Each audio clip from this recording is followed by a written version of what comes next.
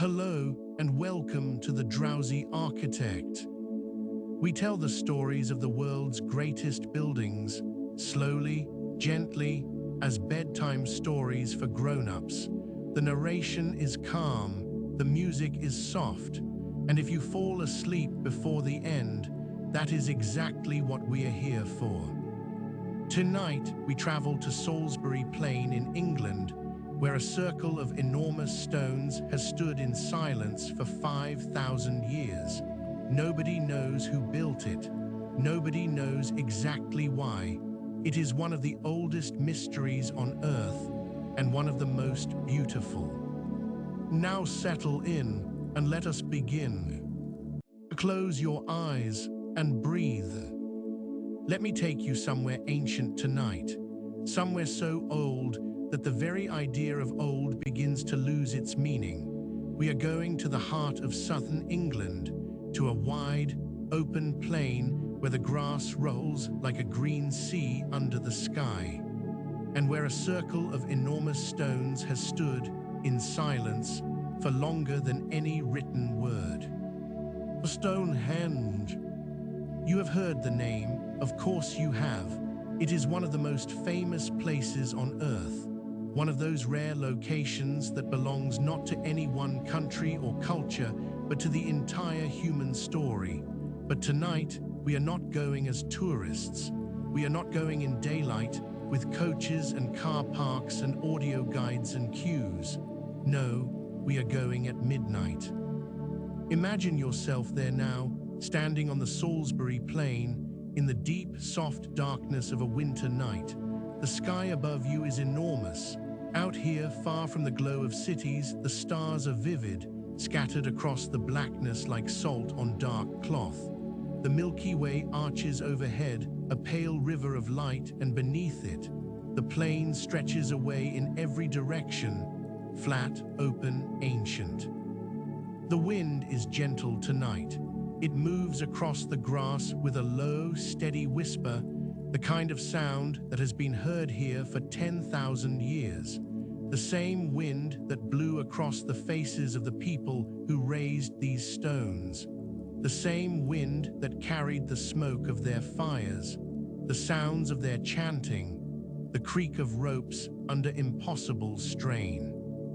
And there, in front of you, rising from the earth like something dreamed rather than built, are the stones. They are enormous. Even in the darkness, you can feel their mass. The great Sarsen stand like silent giants, rough-textured, pale grey in the moonlight, each one taller than two men standing on each other's shoulders. The lintels that rest across their tops form a broken ring against the sky. A crown of stone, ancient and incomplete, some pieces fallen, some still perfectly balanced after 4,500 years. You step closer. The grass is damp beneath your feet. Somewhere in the distance, an owl calls, a soft, wavering note that dissolves into the darkness. And as you approach the outer ring, you begin to feel something that is difficult to describe. Not fear exactly, not awe exactly, something quieter than both. A sense of presence, as if the stones are aware of you, as if they have been waiting. Settle in now, let your breathing slow. Let the pillow take the weight of your head. Let the blankets hold you. Tonight, I am going to tell you the story of Stonehenge, from the very beginning when the first people came to this place, through the centuries of building and rebuilding, through the legends and the science and the mystery that still, after all this time, refuses to be fully solved. It is a long story, a slow story, a story that stretches across thousands of years and involves thousands of people whose names we will never know. And if you fall asleep somewhere along the way, that is exactly as it should be. The stones will still be standing in the morning. They have stood for 45 centuries. They can wait a little longer. Let us begin with the land itself, because you cannot understand Stonehenge without understanding the place where it stands. Salisbury Plain is a vast chalk plateau in the county of Wiltshire, roughly in the centre of southern England. It covers about 300 square miles, a great open expanse of gently rolling grassland that feels, even today, strangely empty. It is the largest area of chalk grassland in northwest Europe, and it has a quality of openness, of sky, that is rare in the English landscape. Most of England is hedgerows and winding lanes and small, enclosed fields. But here, the land breathes, it stretches. The horizons are distant and low, and the sky feels close enough to touch.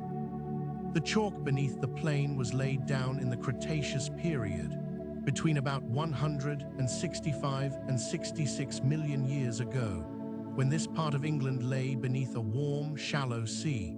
Countless billions of tiny marine organisms lived and died in those waters, their calcium carbonate shells drifting down to the seabed in a slow, silent rain that lasted for millions of years, layer upon layer, century upon century, building up grain by grain into the thick white chalk that now forms the bones of the landscape. The chalk is soft, as rock goes. You can scratch it with a fingernail, but it is also porous. It absorbs water like a sponge, and this gives the landscape its particular character. There are few rivers on the surface of the plain. The water sinks down through the chalk and flows underground, emerging in springs and winterbournes at the edges of the plateau. The river Avon runs along the eastern edge of the plain. And it was this river, winding south towards the sea at Christchurch, that would prove crucial to the story of Stonehenge. It was a highway, a corridor of movement through an otherwise featureless landscape. Above the chalk, in scattered patches across the plain, lies a different kind of stone. Sarsen. These are blocks of silicified sandstone, incredibly hard, incredibly dense, formed when silica-rich water percolated through sand deposits and cemented the grains together into a material almost as tough as granite. Sarsen stones litter the surface of the Marlborough Downs, about 25 miles north of Stonehenge. And they have been lying there, half buried in the soil, since the ice sheets retreated at the end of the last ice age. They look like sleeping animals, grey-brown, rough-skinned, immensely heavy, and it was these stones, these particular stones from these particular hills, that the builders of Stonehenge would choose for their greatest work. But that is far in the future. Let us go back further, much further. 10,000 years ago, the world was a different place. The last great ice age was ending.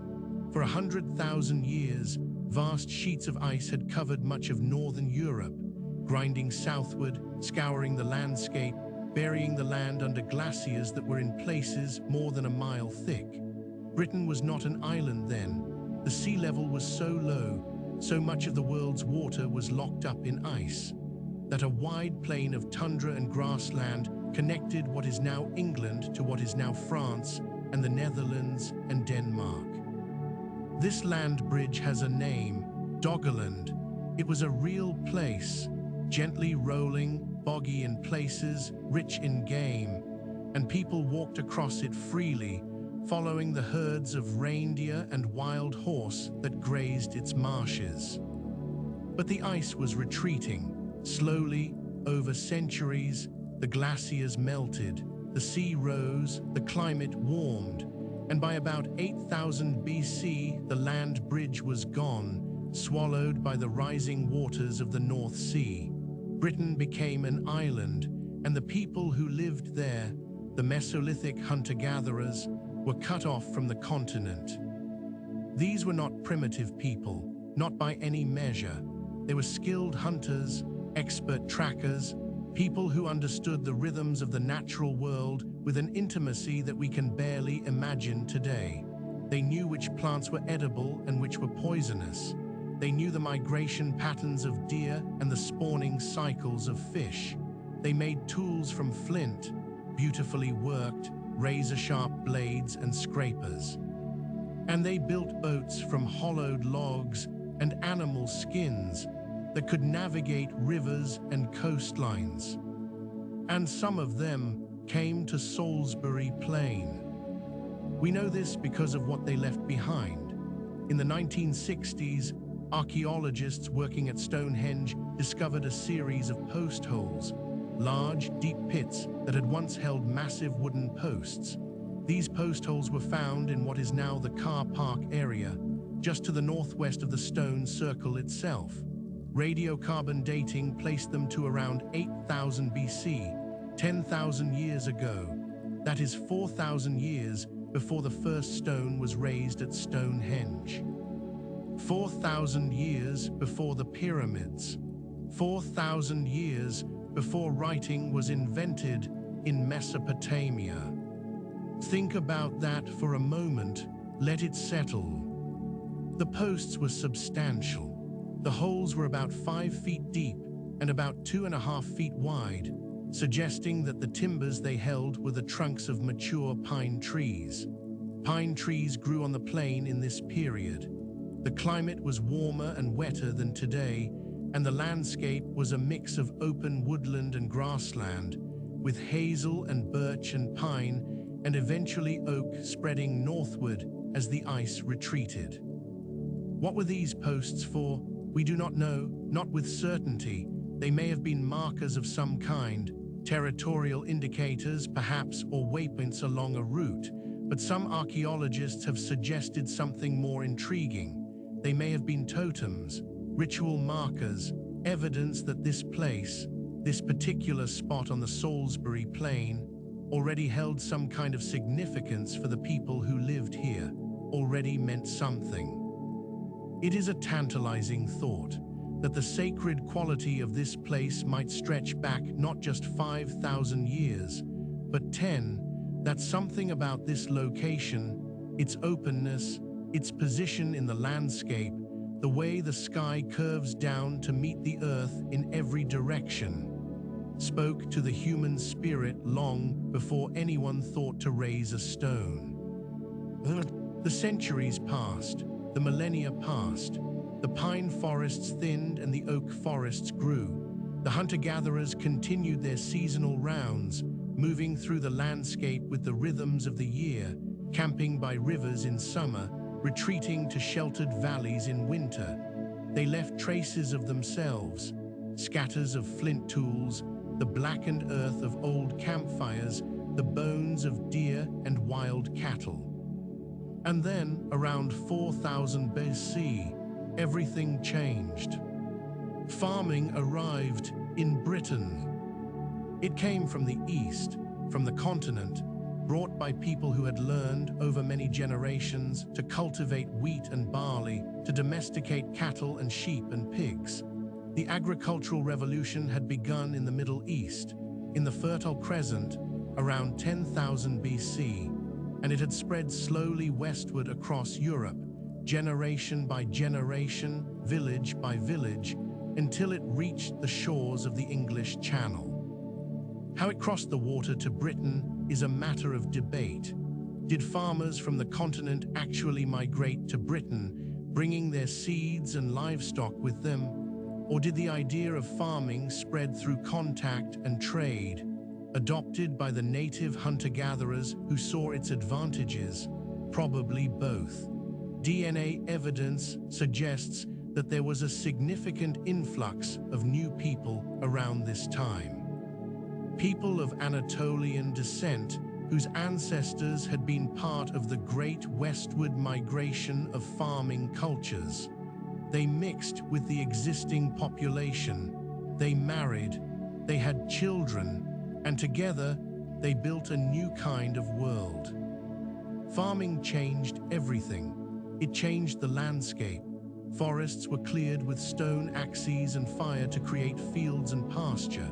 It changed the diet. Grain and dairy replaced much of the wild game and foraged plants that had sustained people for millennia. It changed the social structure. farming requires land, and land can be owned, and ownership creates hierarchy and conflict, and the need for organization on a scale that hunter-gatherers had never required. And it changed the way people related to the dead. This is crucial, because Stonehenge, at its heart, is a monument to the dead, and it was the Neolithic farmers, the first farming communities of Britain, who developed the practice of building great communal monuments over the remains of their ancestors. The long barrows came first.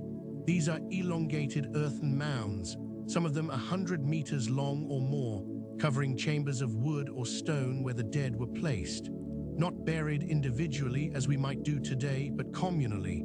The bones of many people, sometimes dozens, were laid together in these dark, narrow chambers, and the barrows were not just grave, they were statements. They said, "We belong to this land, our ancestors are here, this is our place." Salisbury Plain has many long barrows. Some of them are older than Stonehenge itself by several centuries. The Great Barrow Cemetery at Winterbourne, Stoke, just a mile and a half to the west of the stones, contains some of the finest examples in Britain, and the largest of all the Wiltshire long barrows, West Kennet Long Barrow, lies about 20 miles to the north, near the Great Stone Circle at Avebury. It was built around 3650 BC and was in use for over 1,000 years. Generation after generation adding their dead to the chambers within. Causewayed enclosures appeared too. These were large, roughly circular areas enclosed by one or more ditches with gaps, causeways, left in between. Robin Hood's Ball, about 3 miles north of Stonehenge, is one of the earliest in Britain, dating to around 3700 BC. These enclosures were not defensive. The gaps in the ditches would have made them useless as fortifications. Instead, they seem to have been gathering places, meeting points. Sites where scattered farming communities came together at certain times of the year to trade, to feast, to settle disputes, to exchange marriage partners, and to honor the dead. Animal bones and human remains have been found in the ditches of many causewayed enclosures. Broken pottery, flint tools, the debris of communal meals. The landscape around Stonehenge was already rich with meaning, you see, already layered with memory and purpose. The barrows on the ridges, the enclosures on the hilltops, the dead beneath the earth and the living moving between them. For centuries before the first ditch was dug at Stonehenge, this was a sacred landscape, a landscape of ancestors. And then, around 3000 BC, someone decided to build something new. Phase 1. Imagine it, around 5,000 years ago, a group of people, perhaps several hundred of them, drawn from communities across the region, came to a spot on the Salisbury Plain and began to dig. They dug a circular ditch, not with metal tools. Metal had not yet arrived in Britain. They used picks made from the antlers of red deer and shovels made from the shoulder blades of cattle and their own hands. The antler picks are remarkable objects. Red deer shed their antlers every year, and the Neolithic people collected them, not from living animals, but from the forest floor where they had been discarded. The picks were tough, slightly curved, perfect for hacking into the chalk. Thousands of them have been found in the ditches of Neolithic monuments across Britain, worn smooth by use, the tines battered and chipped. The ditch they dug was roughly circular, about 110 meters in diameter, enclosing an area about the size of a football pitch. It was not a continuous trench, but was dug in segments, sections of ditch separated by narrow causeways of unexcavated chalk. This is a characteristic feature of henge monuments, and it tells us that the ditch was not primarily defensive. A defensive ditch needs to be continuous. A ditch with gaps in it is something else. The chalk they excavated was piled up on the inside of the ditch to form a bank. This is the opposite of what you would do if you were building a defensive enclosure. In that case, you would put the bank on the outside of the ditch, so that attackers would have to climb up the bank and then drop down into the ditch to reach you. At Stonehenge, the bank is on the inside. Whatever was happening here, it was not about keeping enemies out. It was about enclosing a space, making it sacred, setting it apart from the ordinary world.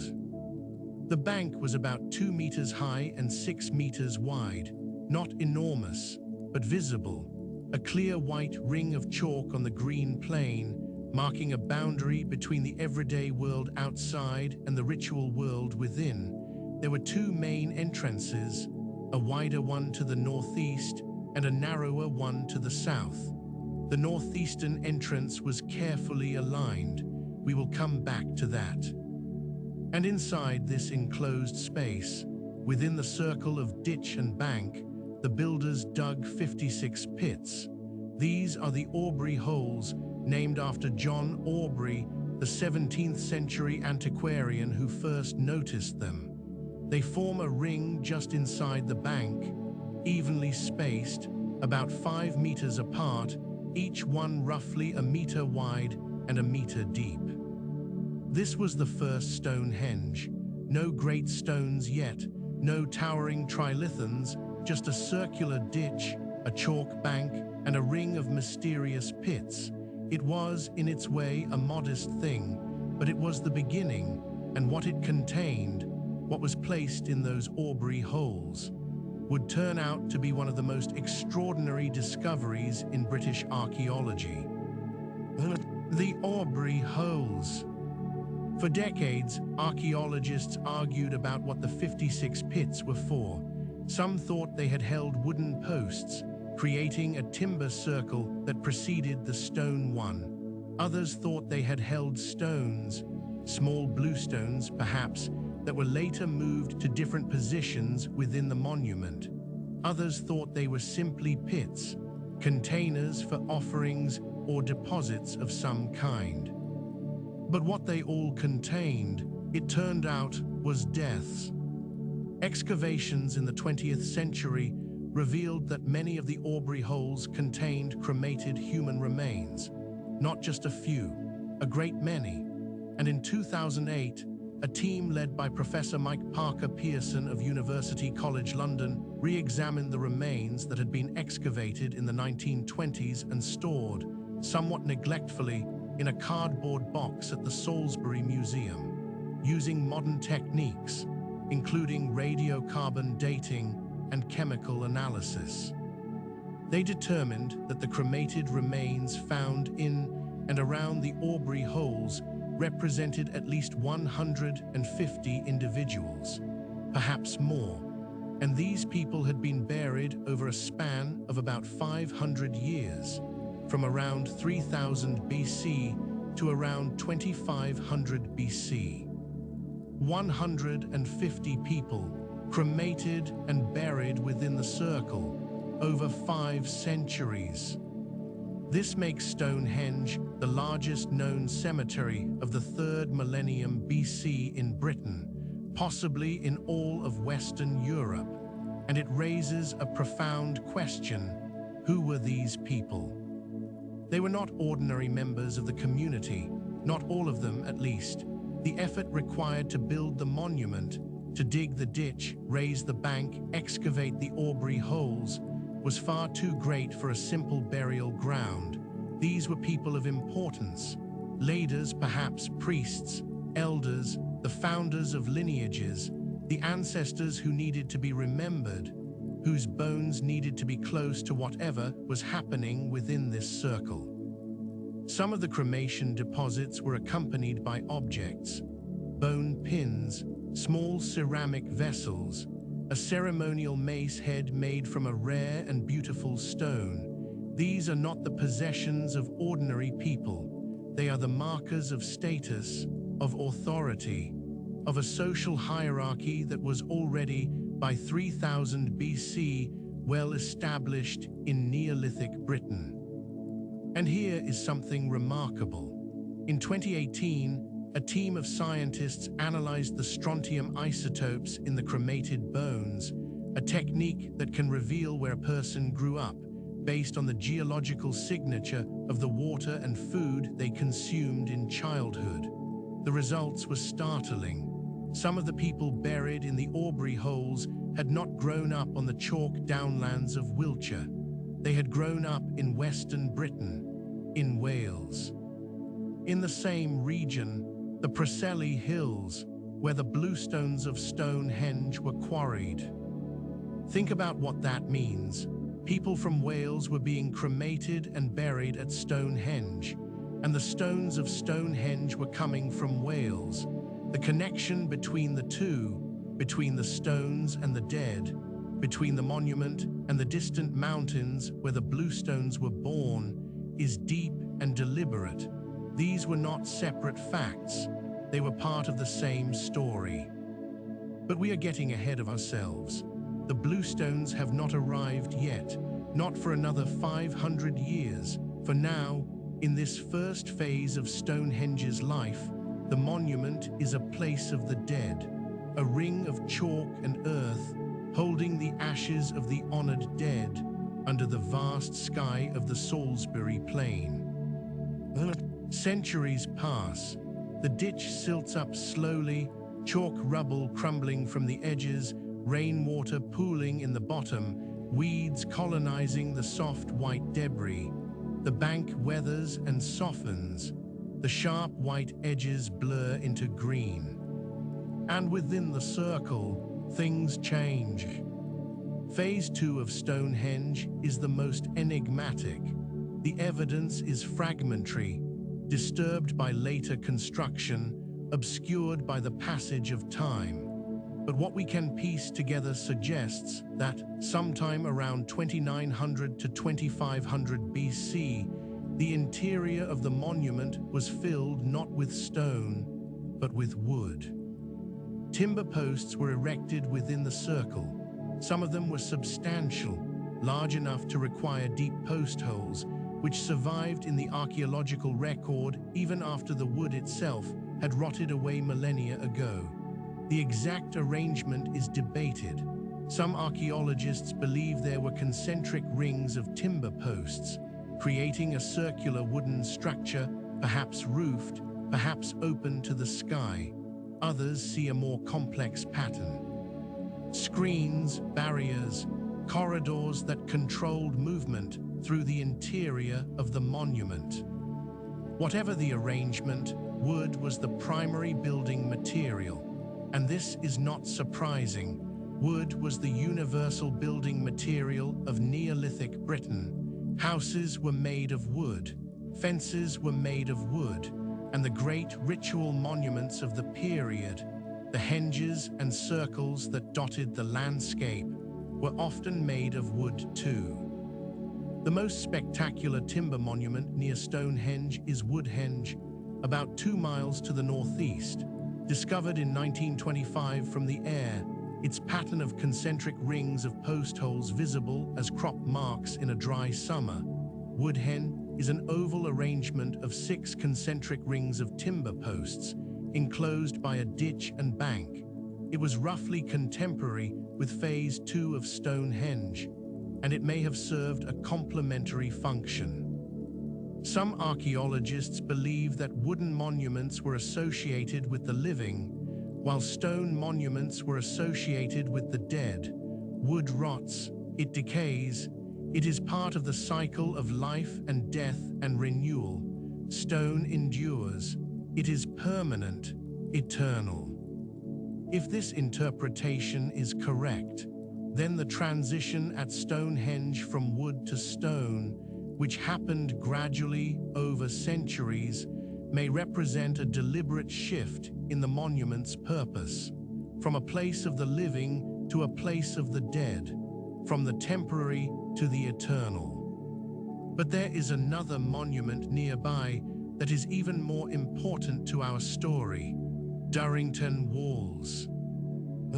Durrington Walls lies about 2 miles northeast of Stonehenge, on the banks of the River Avon. It is a massive henge enclosure, one of the largest in Britain, its ditch enclosing an area of about 17 hectares.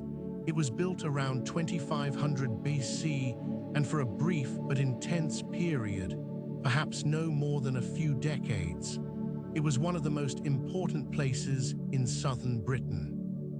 The excavations led by Mike Parker Pearson in the early 2000s revealed something extraordinary.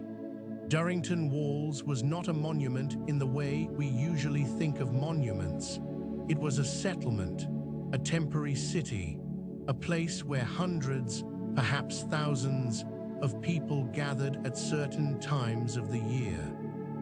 The evidence is vivid. The archaeologists found the remains of houses, small, square timber structures with central hearths and plastered chalk floors.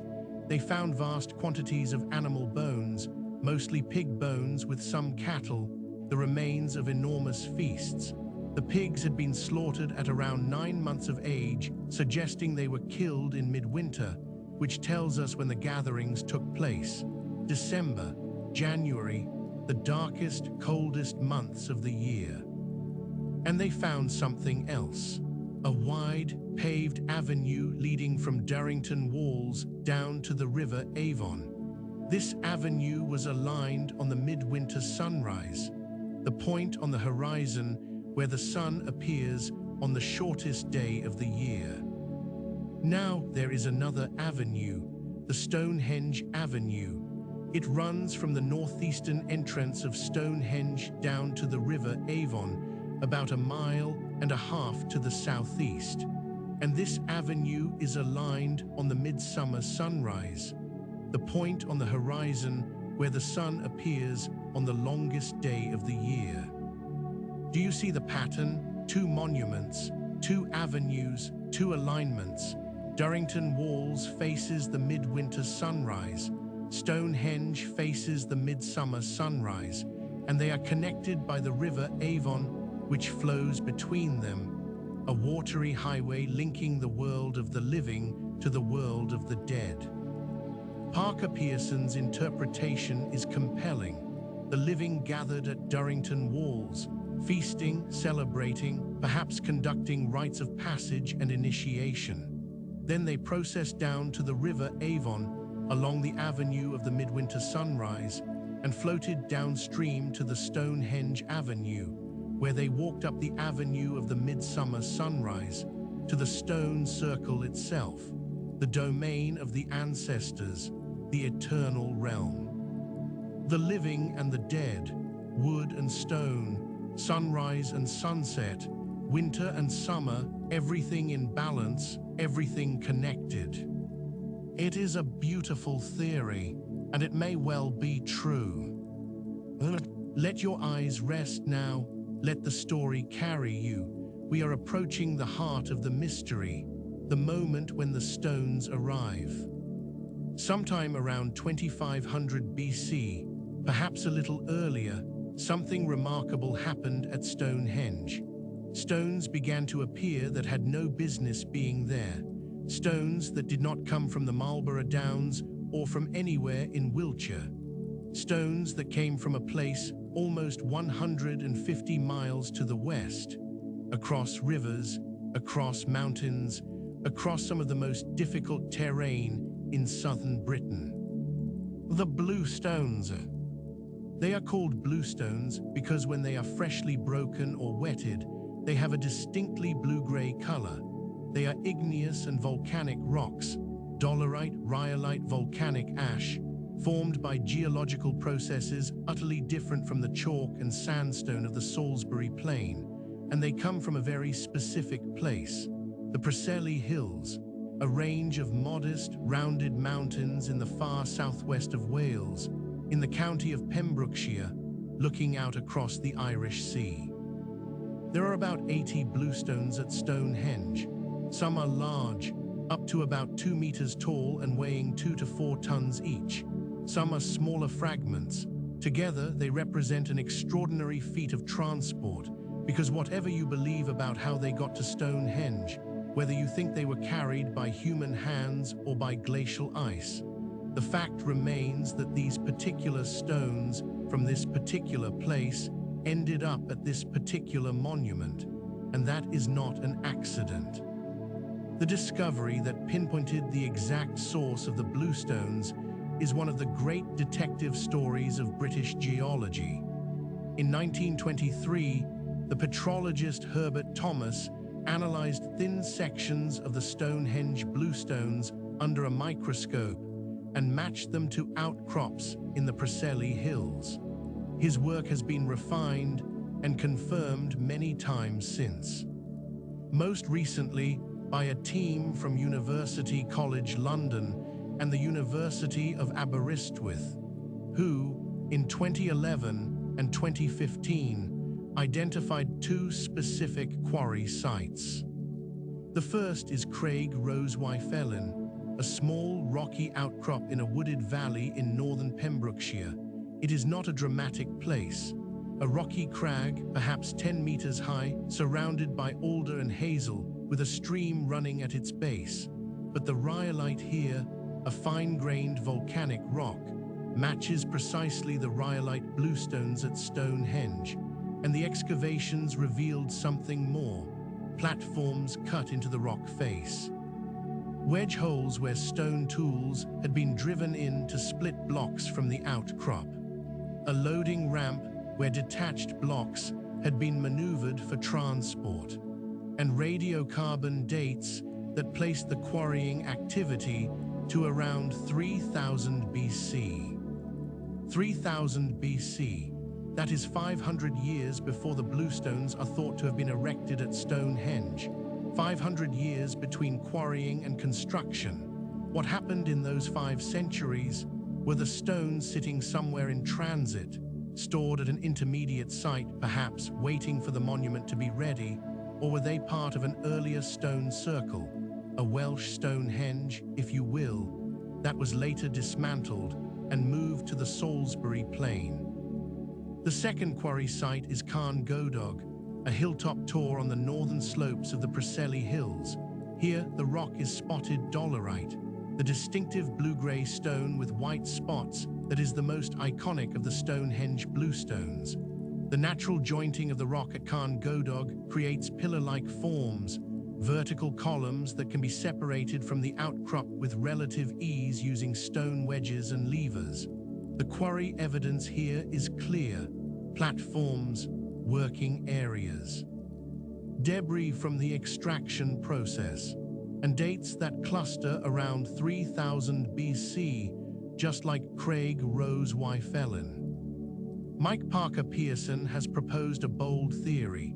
He believes that the bluestones were originally erected in a stone circle in Wales, perhaps at or near the quarry sites, and that this entire circle was later dismantled and transporting to Stonehenge as a single, deliberate act of monumental relocation. It was, he argues, a unification monument, a merging of communities. The people of the Preseli Hills joining their sacred stones with the sacred landscape of the Salisbury Plain. There is some evidence for this. At Warne Moorn, a site on the slopes of the Preseli Hills, archaeologists have found the remains of a dismantled stone circle. It has the same diameter as the ditch at Stonehenge, about 110 meters. Some of the stone holes are empty, the stones removed, and the alignment matches. It is as if someone took this circle apart, stone by stone, and rebuilt it 300 kilometers to the east. It is a remarkable idea, and the DNA evidence from the Aubrey Holes, the cremated remains of people from Western Britain, supports it. The stones came from Wales, and so did some of the people. But how did they move them? That is the question that everyone asks. How did people without metal tools, without wheels, without beasts of burden, move 80 stones, each weighing 2 to 4 tons, across 150 miles of forests and rivers and mountains? The honest answer is, we do not know for certain, but we have ideas, and some of them have been tested. The most likely route follows the natural corridors of the landscape. From the Preseli Hills, the stones could have been moved south to the coast, then east along the shores of the Bristol Channel, then up the Bristol Avon or one of its tributaries, and finally overland across the last few miles to Stonehenge. Much of this route could have been covered by water, using rafts or boats to carry the stones along rivers and coastlines. Water transport is enormously more efficient than dragging stones overland. A stone that would require dozens of people to move on land can be carried on a simple raft by a handful. The overland portions would have required sledges, wooden platforms on which the stones were lashed, then pulled by teams of people using ropes made from twisted plant fibers or animal hides.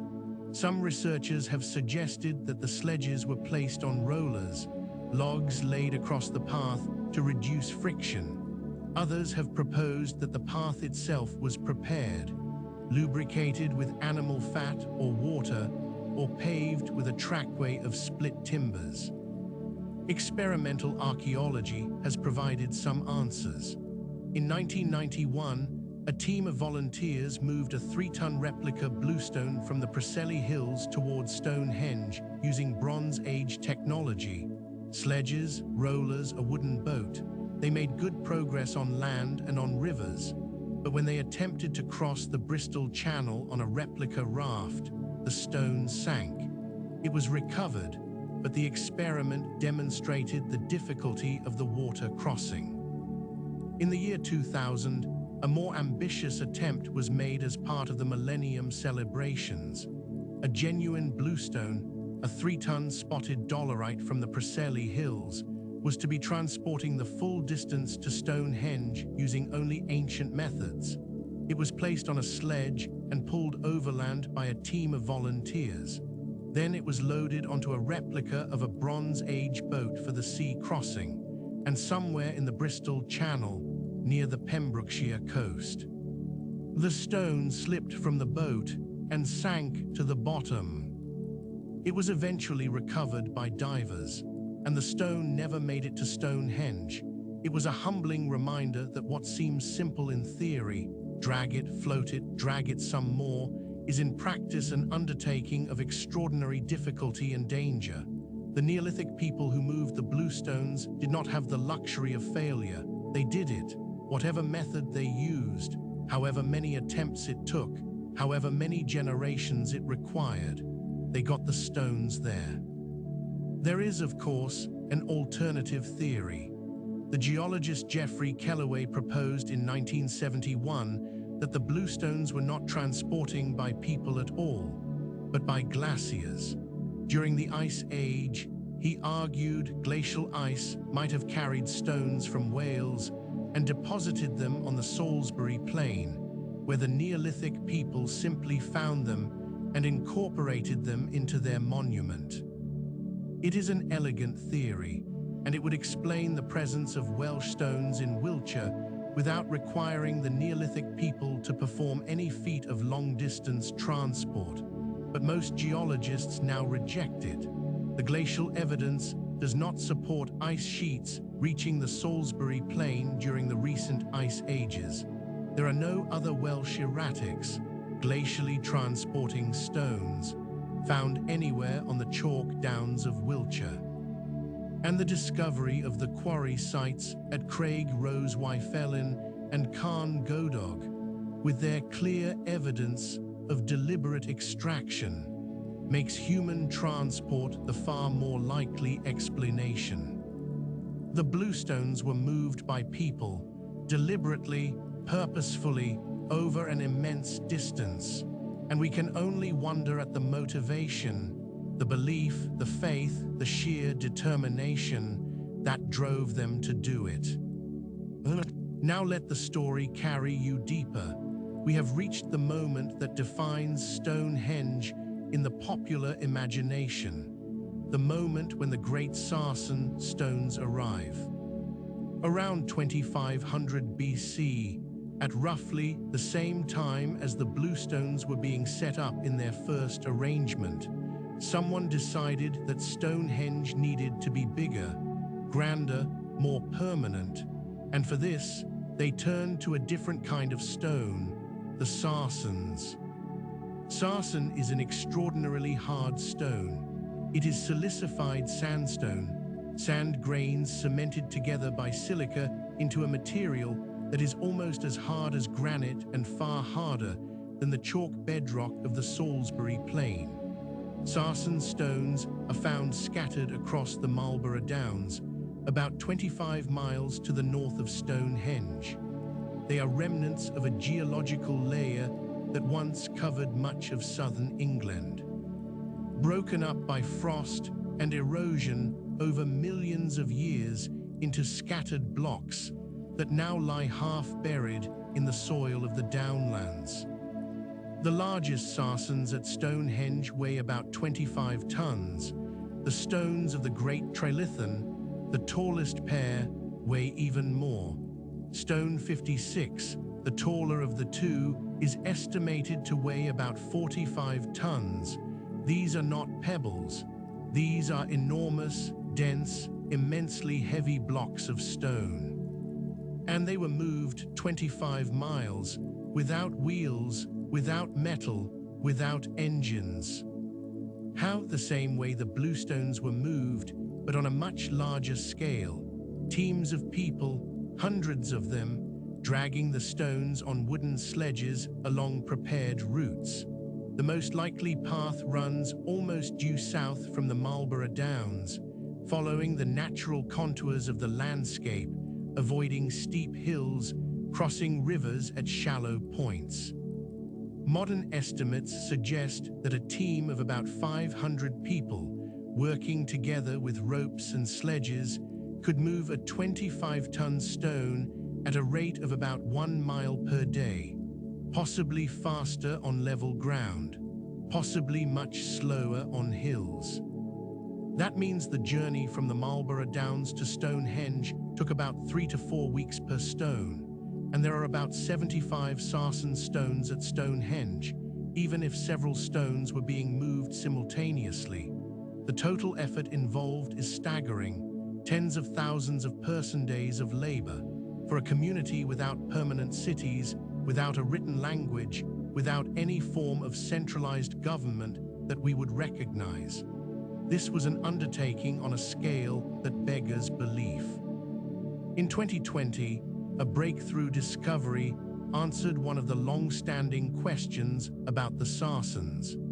A team led by David Nash of the University of Brighton used portable X-ray fluorescence analysis to determine the geochemical composition of the Sarsen stones.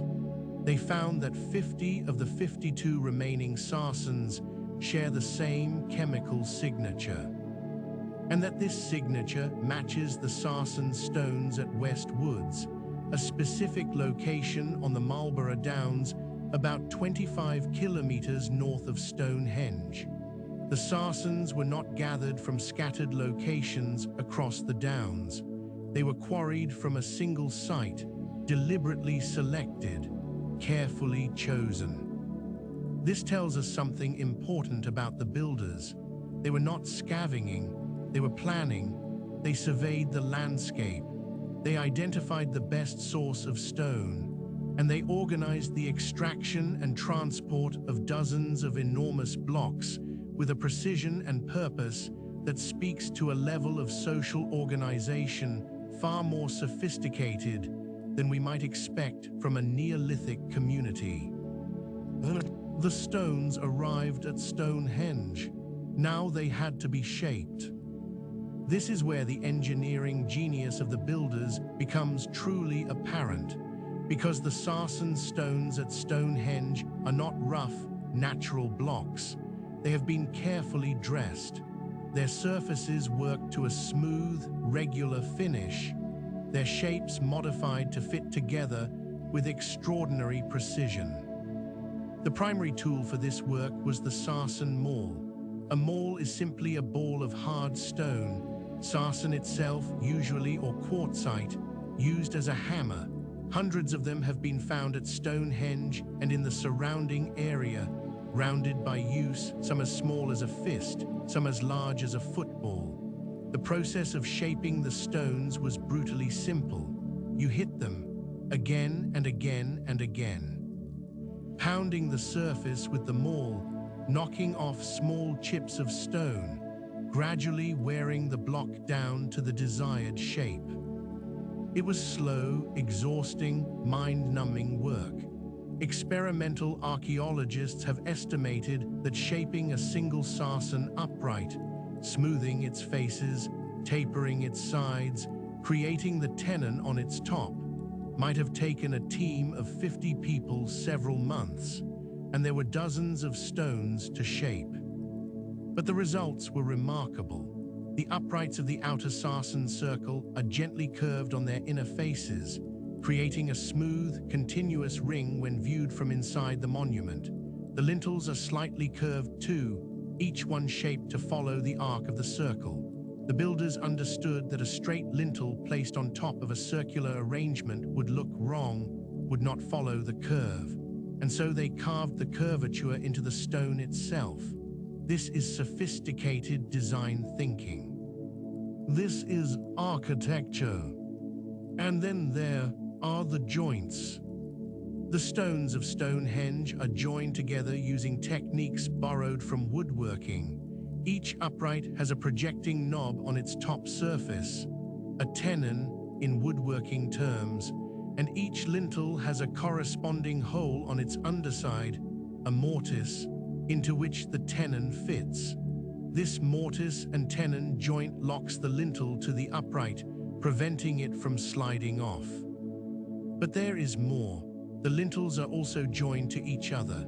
On the ends of each lintel, there is a vertical tongue on one side and a corresponding groove on the other. When two lintels are placed side by side on top of the uprights, the tongue of one fits into the groove of the next, locking them together laterally. This is a tongue and groove joint, again borrowed from woodworking. These are not crude, approximate joints. They are precise. They fit tightly. They have held the stones together for 4,500 years, and they tell us something remarkable about the builders. They were people who thought in terms of joinery, of connection, of interlocking parts. They were, in the deepest sense of the word, engineers. Think about what this means. These were people who had been working with wood for generations, building houses, constructing timber circles, making boats and tools, and all the apparatus of daily life. They understood wood joints intimately, and when they turned to stone, when they began to work with a material that was infinitely harder, infinitely more unforgiving than wood, they brought their woodworking knowledge with them. They applied the techniques of the carpenter to the material of the geologist. And it worked. Now, the most dramatic part of the construction, raising the stones. Imagine the scene. A completed sarsen upright lies on the ground beside its stone hole. The stone is perhaps 7 meters long and weighs 25 tons. The hole has been dug to a depth of about 1.5 meters, with one side vertical and the other sloped. Wooden stakes have been driven into the base of the hole to protect the foundation from damage as the stone slides in. A team of several hundred people takes up the ropes. The ropes are thick, twisted from plant fibers, perhaps lime bast or ivy, strong enough to bear the enormous weight. They are attached to the upper end of the stone, threaded through some kind of framework or A-frame at the edge of the pit. At a signal, the team begins to pull. Slowly, agonizingly slowly, the stone begins to tilt. The lower end slides down the sloped side of the hole. The upper end rises. The ropes creak. The stone groans. Earth falls from its surface. Someone shouts a command. more people lean into the ropes, and inch by inch, the stone rises towards the vertical. It does not go all the way up in one pull. That would be impossible. Instead, the stone is tilted to perhaps 45 degrees, and then held there, the ropes taut, while a team behind the stone packs the gap with timber. Then another pull, another increment, more timber packed in, and so on, degree by degree, until the stone is standing upright in its hole. Then the packing is removed from behind and replaced with chalk, rubble, and stone rammed tight around the base. The stone settles, it stands. It must have been terrifying to watch. 25 tons of stone, balanced on a pivot, controlled only by ropes and human muscle.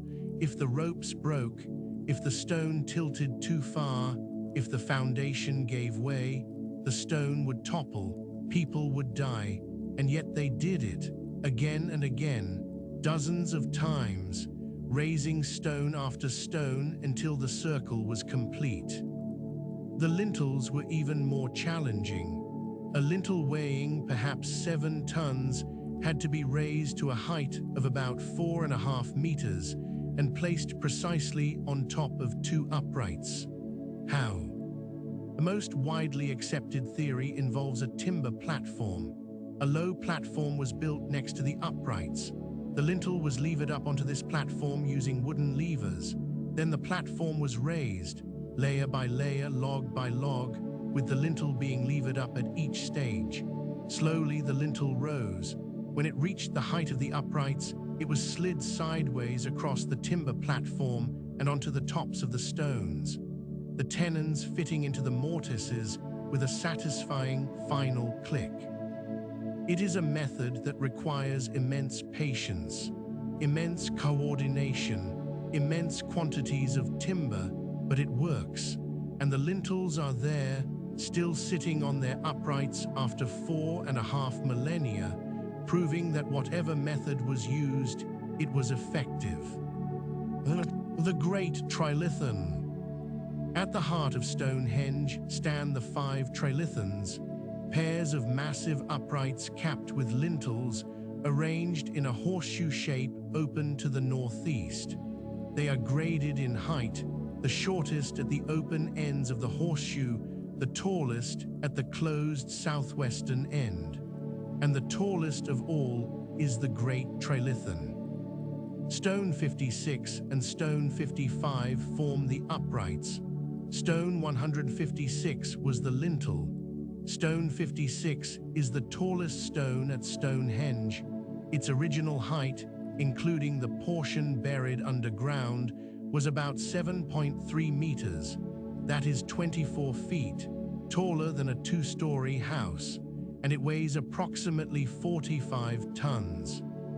Stone 55, its partner, has fallen. It now lies flat on the ground inside the circle, a vast grey slab, its surface worn smooth by centuries of rain. When it stood, the pair of stones with their lintel would have towered over everything else in the monument. A focal point, a climax, a statement of power and skill that was visible from far across the plain. The precision of the Great Trilithon is remarkable.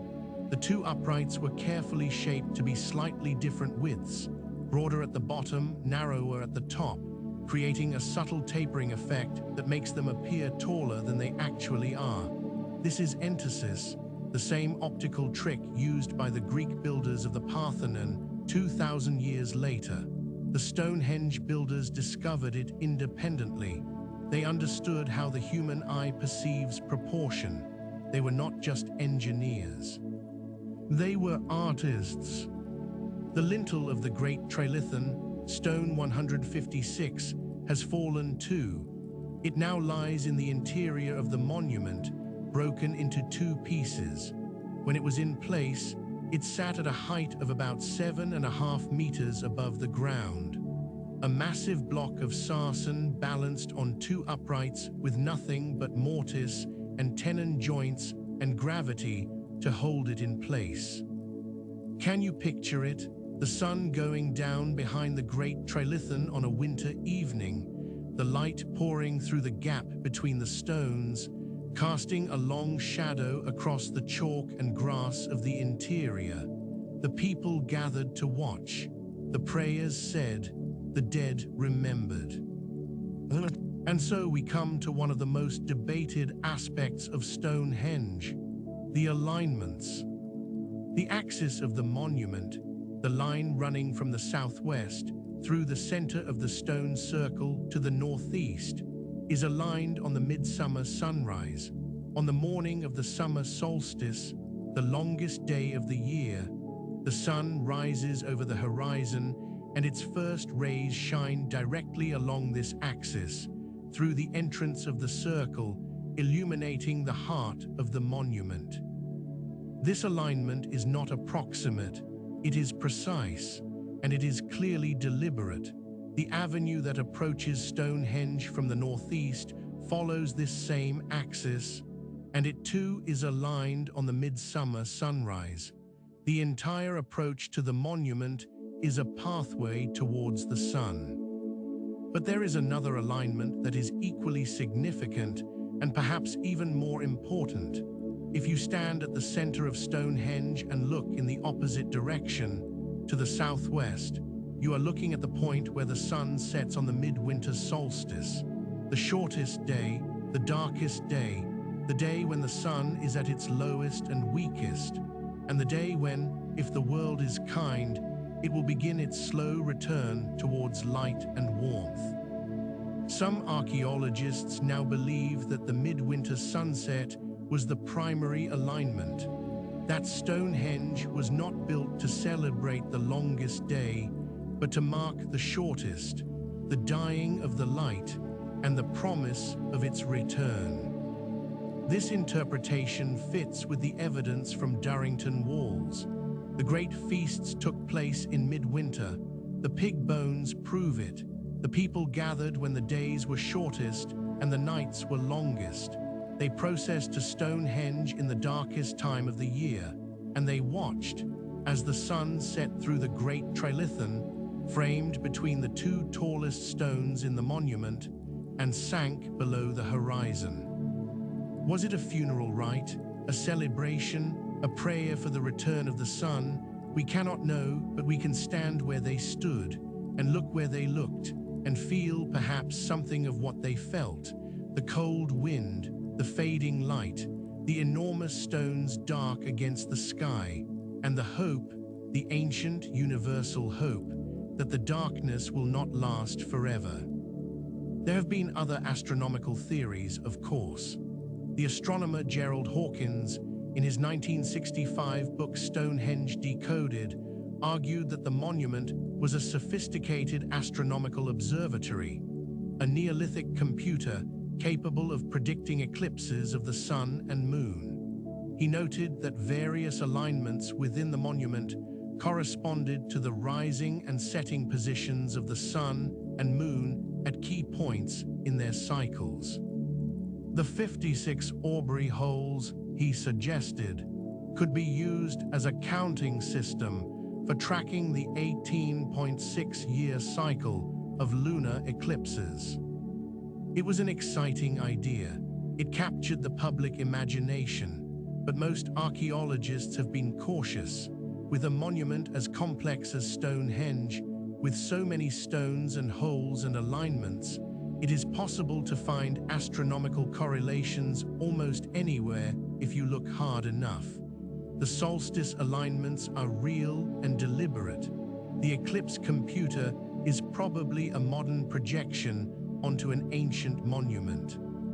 Stonehenge was aligned on the sky, but it was not a laboratory, it was a temple.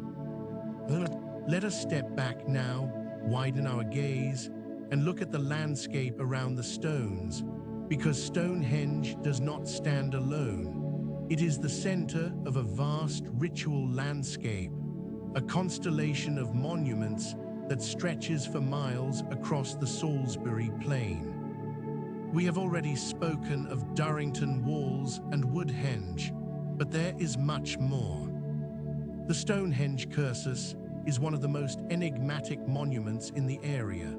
It is a long, narrow enclosure, about 3 kilometers long and 100 meters wide, defined by parallel ditches with internal banks. It runs roughly east to west, crossing the landscape about 700 meters to the north of Stonehenge. It was built around 3500 BC, centuries before the first phase of Stonehenge, and its purpose is utterly unknown. The name Cursus was given by William Stukeley in the 18th century, who thought it was a Roman chariot racing track. It is not, but we do not know what it is. A processional way, a boundary marker, a monument to the path of the sun, the Cursus keeps its secrets. There is a lesser Cursus too, smaller and shorter, just to the northwest of the greater one. And there are hundreds of burial mounds, round barrows, mostly dating to the Bronze Age, clustered along the ridgelines surrounding Stonehenge. The Normanton Down Barrow Cemetery to the south contains some of the richest Bronze Age burials in Britain. The Cursus Barrow Group to the north forms a long line along the crest of the ridge. From the air, the landscape is pocked with them.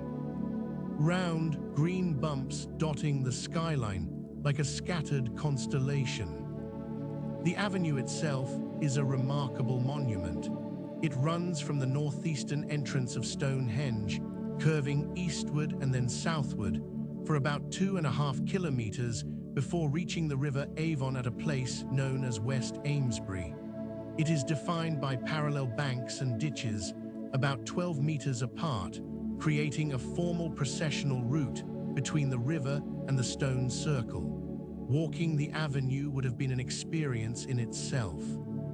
A slow, measured approach through a landscape dense with meaning, the stone circle gradually revealing itself as you climbed the final ridge. And at the river end of the avenue, there was another stone circle, Bluestones, discovered by Mike Parker Pearson's team in 2009. It was a small circle of bluestones, now removed, only their stone holes remaining, standing at the point where the avenue met the Avon. It was a gateway, a threshold between the water world and the stone world. The living came up the river. They passed through the circle of bluestones, and they walked the avenue to Stonehenge. The landscape was not empty. It was full of meaning, full of memory, full of the dead. Every barrow on every ridgeline contained the remains of someone who mattered. Every ditch and bank and cursus and circle was built with purpose. The stones of Stonehenge were the heart of this landscape, but the landscape itself was the body. Who built Stonehenge? The question is simple. The answer is not. The short answer is many people, over many generations. Stonehenge was not built in a single burst of effort by a single community. It was built and rebuilt and modified and rearranged over a period of about 1,500 years. From the first ditch and bank around 3000 BC to the final rearrangements of the bluestones around 1500 BC, Stonehenge was a work in progress. Constantly evolving, constantly changing, as the beliefs and needs of the people who used it changed. The earliest builders were the Neolithic farming communities of southern Britain, people who lived in small, dispersed settlements, growing wheat and barley, herding cattle and pigs, making pottery and flint tools. They had no metal, no writing, no wheels, but they had something far more powerful. They had belief, they had a reason to build, and they had the social organization to mobilize hundreds, perhaps thousands, of people for a common purpose. Around 2500 BC, at the time when the Sarsen Circle was being erected, a new cultural influence arrived in Britain, the Beaker people. Named after the distinctive bell-shaped pottery vessels found in their grave, the Beaker culture had spread across Europe from its origins in Iberia and the Rhineland. Beaker burials are characterized by individual grave, often with rich grave goods, including copper and gold artifacts, flint daggers, and the eponymous beakers. DNA evidence has shown that the arrival of the beaker culture in Britain was not just a cultural phenomenon, it was a migration. The beaker people were genetically distinct from the Neolithic farmers who had built the earlier phases of Stonehenge. Over a period of a few centuries, they largely replaced the earlier population, contributing the majority of the genetic ancestry of subsequent British populations. This is a startling finding. The people who completed Stonehenge, who raised the Sarsen Circle and the Trilithons, may not have been the descendants of the people who began it.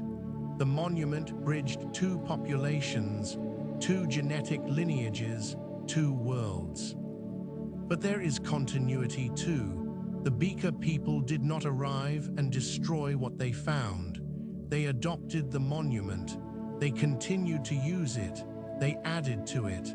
Whatever Stonehenge meant to the Neolithic farmers, it meant something to the beaker people too. The power of the place transcended the people who built it. The social organization required to build Stonehenge should not be underestimated. Moving and raising the Sarsen stones alone required the coordinated labor of hundreds of people over many years. Feeding those people, housing them, organizing them, managing disputes and maintaining morale. This is not the work of a band of equals making decisions by consensus around a campfire. This is the work of leaders, chiefs, people with the authority to command and the vision to plan. We do not know their names, we never will, but they were there, standing on the chalk downs, pointing at the horizon, directing the placement of stones that would outlast them by millennia. They were architects in the truest sense of the word, and their monument still stands. Why build it? This is the question that has fascinated people for centuries, and the honest answer is that we do not know, not for certain. We can only gather the evidence and make our best guesses. The temple theory is the oldest and most enduring. Stonehenge was a place of worship, a sacred site where people came to honor their gods, whatever those gods may have been.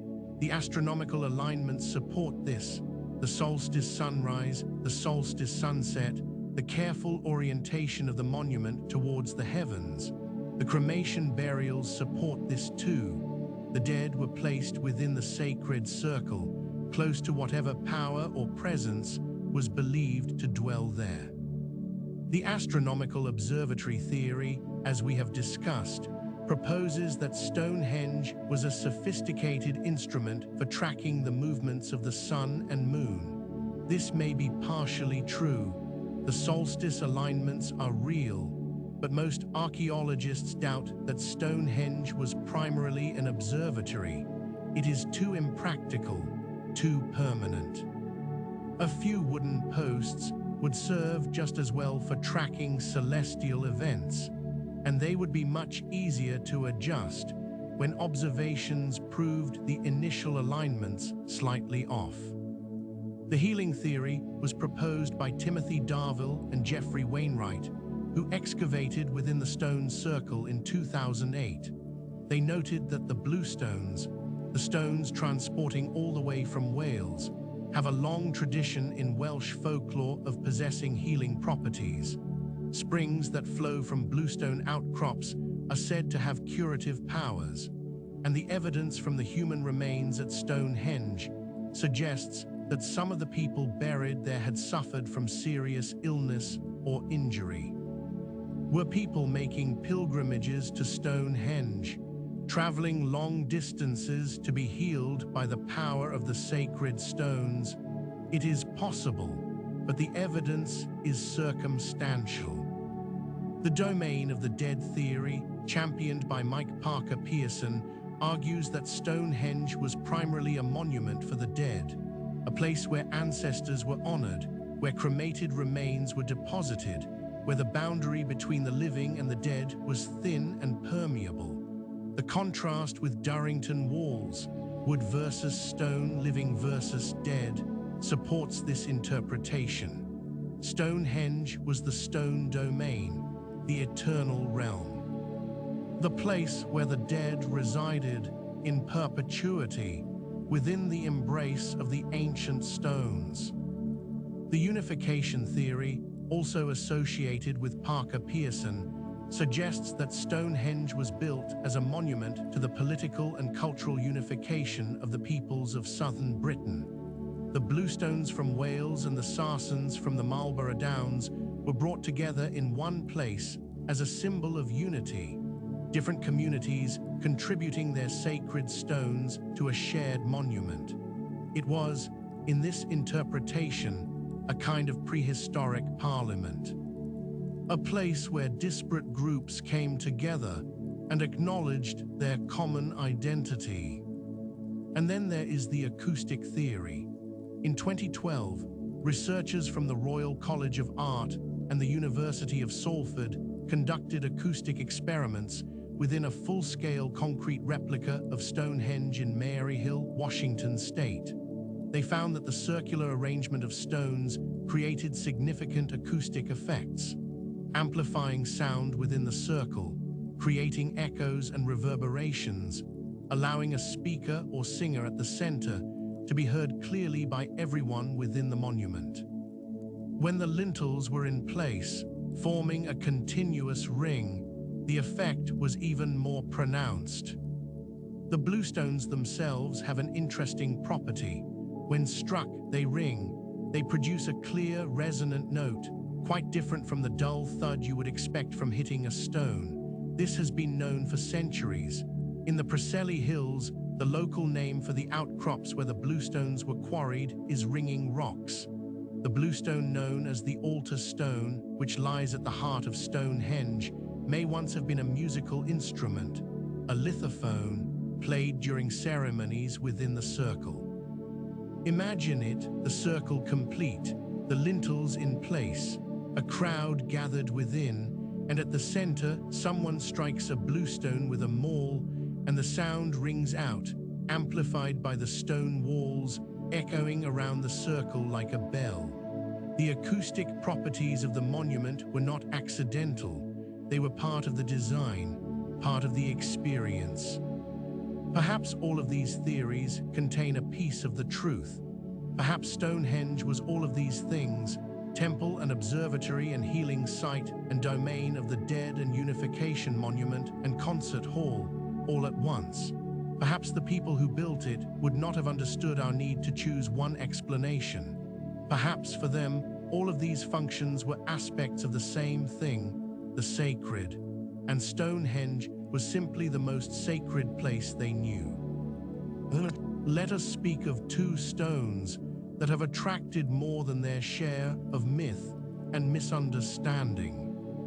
The heel stone stands just outside the entrance to the monument, about 77 meters from the center of the circle at the beginning of the avenue. It is a large, natural, undressed sarsen, about 5 meters tall, its surface rough and pitted, leaning slightly towards the circle. On the morning of the summer solstice, the sun rises over the heel stone as viewed from the center of the monument, or very close to it. The alignment is not exact today. The sun rises slightly to the left of the stone, but 4,500 years ago, when the stone was first erected, the alignment would have been closer. The slow wobble of the Earth's axis, precession, has shifted the sunrise point by a small amount over the millennia. The name Heelstone is probably a corruption of an Old Welsh or Saxon word, though its exact etymology is debated. One folk legend holds that the stone bears the mark of the devil's heel, imprinted when the devil threw the stone at a friar who was hiding behind it. It is a charming story. It is not true. The heel stone is simply a marker, a sighting point, the stone that says, "Here, look here, the sun will rise here." There may once have been a second stone standing beside it, a partner, forming a pair through which the solstice sun would have risen. A stone hole has been found next to the heel stone that may have held such a companion. If so, the sunrise would have appeared framed between the two stones, a doorway of light, perfectly aligned, perfectly timed. Slaughter stone lies flat on the ground just inside the entrance to the monument. It is a large sarsen, about 6.5 meters long and about 2 meters wide, and it is one of the most photographed stones at Stonehenge because rainwater collects in its natural hollows and turns red-brown from dissolved iron in the stone. This has led to centuries of speculation that the stone was used for human sacrifice, the red water being taken for blood, hence the name Slaughter Stone. It is, of course, nonsense. The stone was not originally lying flat. It was an upright. It was one of a pair of stones that flanked the northeastern entrance to the monument, portal stones framing the approach. At some point, we do not know when, it fell, and there it has lain ever since, collecting rainwater in its hollows, fueling stories of blood and sacrifice that say more about the imaginations of later visitors than about the intentions of the original builders. There was no slaughter here, or if there was, it left no trace that archaeology can detect. Stonehenge was a place of reverence, a place of the dead, yes, but not a place of killing. Time passes, the centuries flow like water. By around 2000 BC, the great era of monument building at Stonehenge was drawing to a close. The Sarsen Circle and Trilithons had been standing for about 500 years. The Bluestones had been rearranged several times, moved from one configuration to another within the monument, like furniture in a room that is never quite right. At some point, they were set in a circle inside the Sarsen ring and in an oval inside the horseshoe of Trilithons. This is roughly the arrangement we see today. But the intensity of activity was fading. Fewer cremation burials were being made within the circle. The great feasts at Durrington Walls had ceased. The landscape was changing, the communal monuments of the Neolithic giving way to the individual burials of the Bronze Age. Round barrows multiplied on the ridgelines around Stonehenge, but they were the grave of individuals, not communities, chiefs, warriors, wealthy men and women buried with their possessions. Copper daggers, gold ornaments, amber necklaces, finely worked arrowheads of flint. The Y and Z holes were dug during this period, 2 concentric rings of pits outside the Sarsen circle, numbering 30 holes in each ring. They may have been intended to hold stones, bluestones perhaps, forming additional rings around the monument. But if that was the plan, it was never completed. The holes were left empty. They silted up naturally over the centuries, and whatever impulse had driven people to dig them. Whatever vision of a grander, more elaborate Stonehenge had inspired the work, it was abandoned. This is a poignant detail. For the first time in 1500 years, the people of the Salisbury Plains started something at Stonehenge and did not finish it. The energy was gone. The belief, perhaps, was changing. The monument was passing from the phase of active construction into the phase of memory. It was becoming ancient, even to the people who lived in its shadow. But before we leave the Bronze Age, there is one more story to tell. The story of the Amesbury Archer. In 2002, a construction project near the town of Amesbury, about 3 miles southeast of Stonehenge, uncovered a grave, and what a grave it was. The man buried there had been laid on his left side, in the crouched position typical of beaker burials. Around him were more grave goods than had ever been found in a single Bronze Age burial in Britain. Over 100 objects, 5 beaker pots, the finest quality, beautifully decorated, 3 small copper knives, a pair of gold hair ornaments, the oldest gold objects ever found in Britain, 16 flint arrowheads, boar's tusks, a slate wrist guard. The kind used by archers to protect their wrists from the snap of the bowstring. He was an archer, a man of wealth and status, and he was not from around here. Oxygen isotope analysis of his tooth enamel revealed that he had grown up in a region with a continental climate, almost certainly the Alpine region of Central Europe. Switzerland, Austria, southern Germany. He had traveled an extraordinary distance from the heart of Europe to the chalk downs of Wiltshire, at a time when such a journey on foot would have taken weeks or months. He died around 2300 BC. He was about 35 to 45 years old. He had a serious bone infection in his left knee that would have caused him constant pain and made walking difficult, and he was buried within sight of Stonehenge, within the landscape of the stones. Why had he come? Was he a pilgrim drawn by the fame of the monument, a trader bringing metalworking skills and continental connections to Britain, a chief seeking to establish his authority by associating himself with the most powerful sacred site in the land? We do not know, but his presence tells us that Stonehenge, by 2300 BC, was known far beyond the shores of Britain. Its reputation had spread across Europe.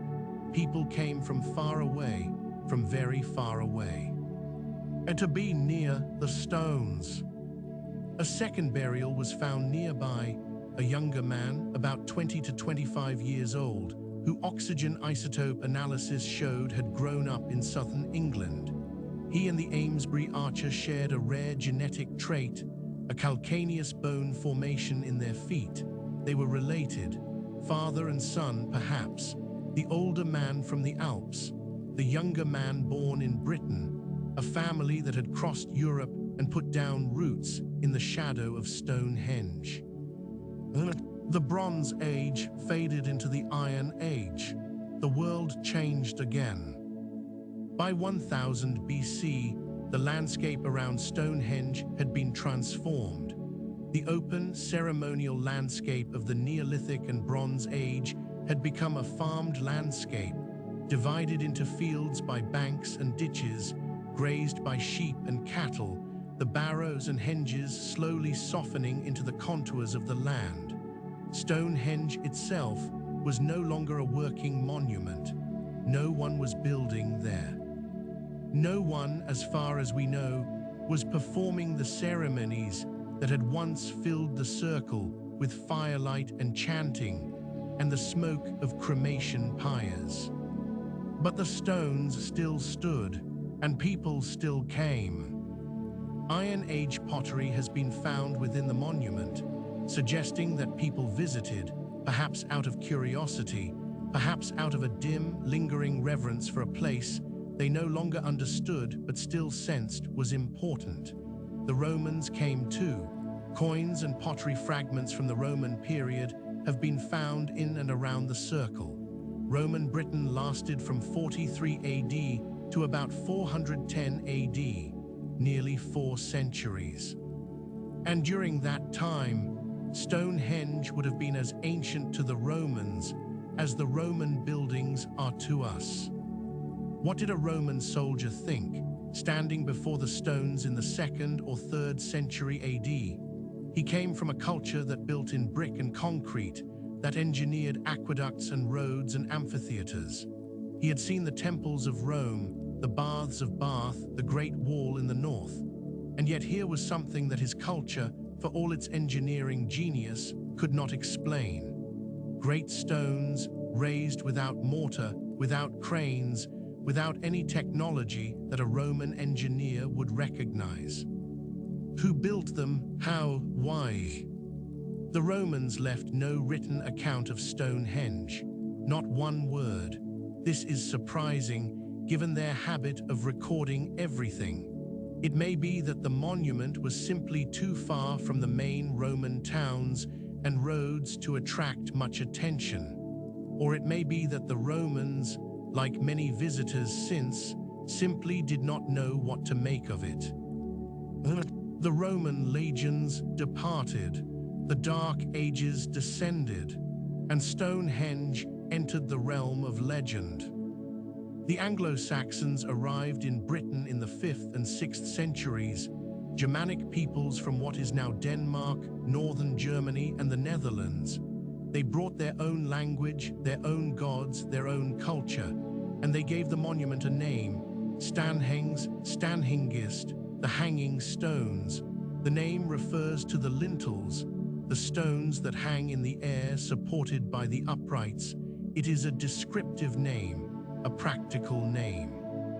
The kind of name that someone gives to a thing when they no longer remember its real name. The Anglo-Saxons knew Stonehenge was old, but they did not know how old, and they did not know who had built it. In the absence of knowledge, stories grew. The first great Stonehenge legend was written down by Geoffrey of Monmouth, a Welsh cleric who, around 1136 AD, produced one of the most influential books of the Middle Ages, the Historia Regum Britanniae, the history of the kings of Britain. It purported to be a factual account of British history from the Trojan War to the 7th century AD. It was, in fact, largely fiction, brilliantly imaginative, wildly inaccurate fiction. And it contained the story of how Stonehenge was built. According to Geoffrey, the story begins with a massacre. Hengist, the Saxon warlord, invites the British nobles to a peace conference on the Salisbury Plain, but it is a trap. At a prearranged signal, the Saxons draw hidden knives and slaughter the British nobles. 300 of them murdered on the chalk downs, their blood soaking into the grass. The new British king, Aurelius Ambrosius, is devastated.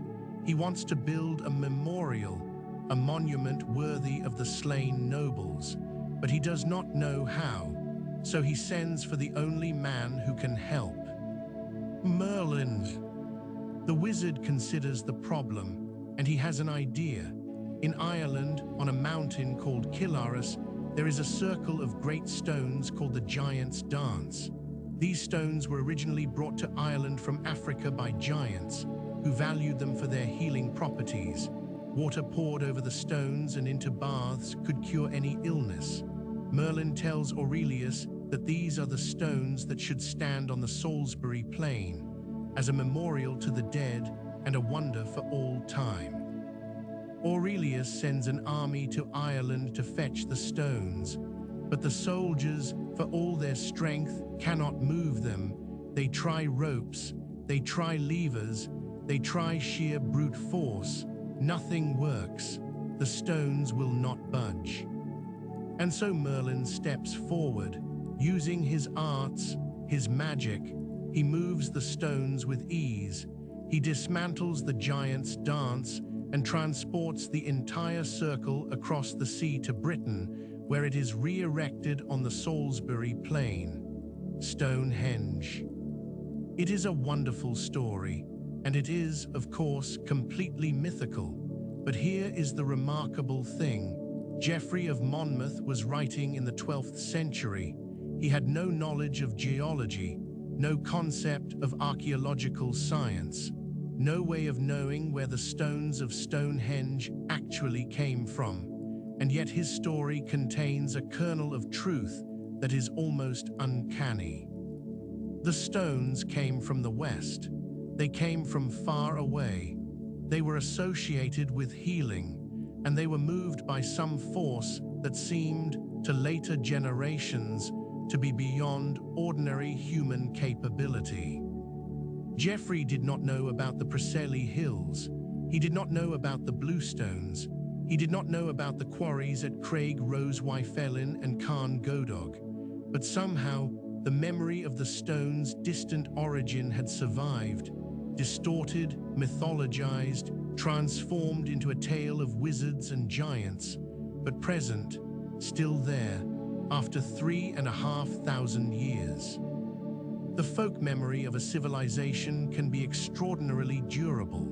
Stories survive, not intact, not accurate, but recognizable. And Geoffrey's tale of Merlin moving the stones from the west may be the echo of a real event, a genuine memory passed down through 150 generations of the day when the Bluestones of the Preseli Hills began their long journey east. Let your body relax a little more now. We are moving through time, through centuries, and the stones stand through all of it, silent witnesses. Let me tell you about the people who came later, trying to understand what they saw. The Antiquarians arrived in the 16th and 17th centuries, men of learning and curiosity who looked at Stonehenge and asked, in a new, more systematic way, what is this? Who built it? How? The first was Inigo Jones, the great architect, the man who brought the Renaissance to English building, who designed the banqueting house in Whitehall and the Queen's House at Greenwich. In 1620, King James I visited Stonehenge and was so intrigued that he instructed Jones to investigate the monument and determine its origins. Jones studied the stones carefully, he measured them, he drew plans, and he concluded that Stonehenge was a Roman temple dedicated to Celes, the god of the sky, built according to the principles of classical architecture, the Tuscan order to be precise. He saw in the arrangement of the stones a geometric regularity that he attributed to Roman design. He was wrong, of course, completely wrong. The Romans had nothing to do with Stonehenge, but his investigation was significant because it was the first attempt to apply rational architectural analysis to the monument. He treated Stonehenge not as a mystery or a legend, but as a building, a structure that could be measured and analyzed and understood through the application of reason. John Aubrey came next. Aubrey was a Wiltshire man, born in 1626 in the village of Easton Piercy, just 30 miles from Stonehenge. He was a natural philosopher, an antiquarian, a biographer, a man of restless curiosity and enormous charm who knew everyone worth knowing in Restoration England. He was also magnificently disorganized, leaving behind a mass of unpublished manuscripts, scattered notes, and half-finished projects that took centuries to sort out. Aubrey visited Stonehenge in 1666, and he noticed something that Inigo Jones had missed. The ring of shallow depressions just inside the bank, the 56 pits that would later bear his name. He mapped them, he recorded their positions, and he made a connection that would shape the popular imagination for centuries to come. Aubrey knew of another great stone circle, Amesbury, about 20 miles to the north. He had visited it as a young man and been astonished by its scale. A massive henge enclosing a stone circle far larger than Stonehenge, with a village built inside it. And he knew that the Romans had never mentioned either monument, which meant, he reasoned, that they must predate the Roman invasion. They must be British, pre-Roman, ancient. And who, in the ancient British world, had the knowledge and authority to build such monuments? The Druids, the priestly caste of the Celtic peoples, described by Julius Caesar and other Roman writers as learned men who conducted ceremonies in sacred groves and knew the secrets of the stars. Aubrey was cautious. He presented his Druid theory as a probability, not a certainty, but the idea took root, and the man who nurtured it into a full-blown cultural obsession was William Stukeley. Stukeley was born in 1687 in Holbeach, Lincolnshire. He was a doctor, a fellow of the Royal Society, a friend of Isaac Newton, and a man of prodigious energy and imagination. He first visited Stonehenge in 1719 and was immediately captivated. Over the next few years, he conducted the most thorough survey of the monument and its surrounding landscape that had ever been attempted. He measured every stone. He mapped the avenue, which he recognized for the first time as a formal processional route. He identified the cursus. He surveyed the barrow cemeteries on the surrounding ridges. And he coined the word trilithon, from the Greek tri, three, and lithos, stone, two uprights and one lintel, three stones. The word has been used ever since. Stukeley's early work was meticulous and invaluable. His drawings and plans remain important sources of information about the monument as it appeared in the early 18th century, before later damage and restoration altered many of the stones. He recorded details that would otherwise have been lost. The positions of fallen stones, the shapes of missing fragments, the subtle variations in the stonework. But then something happened to Stukeley. He became obsessed with the Druids, not the real Druids of Iron Age Britain, about whom very little is known, but a romanticized, idealized version of the Druids that existed largely in his own imagination.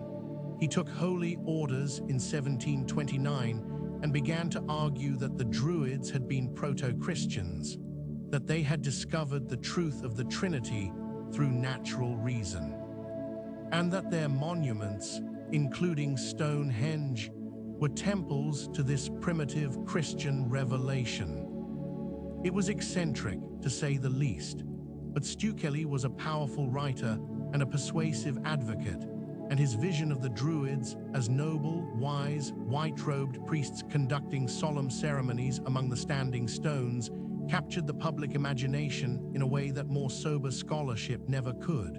The association between Stonehenge and the Druids, an association that is historically baseless, since the Druids emerged thousands of years after Stonehenge was built, became fixed in popular culture. And it remains fixed to this day. Modern Druidry owes much to Stukeley's Romanticism. The ancient order of Druids was founded in 1781, inspired by the image of wise, nature-worshipping priests that Stukeley had done so much to promote. The order of bards, ovates, and druids, founded in 1964, continues to celebrate the summer solstice at Stonehenge. These are sincere spiritual movements, people who find genuine meaning and connection in the stones.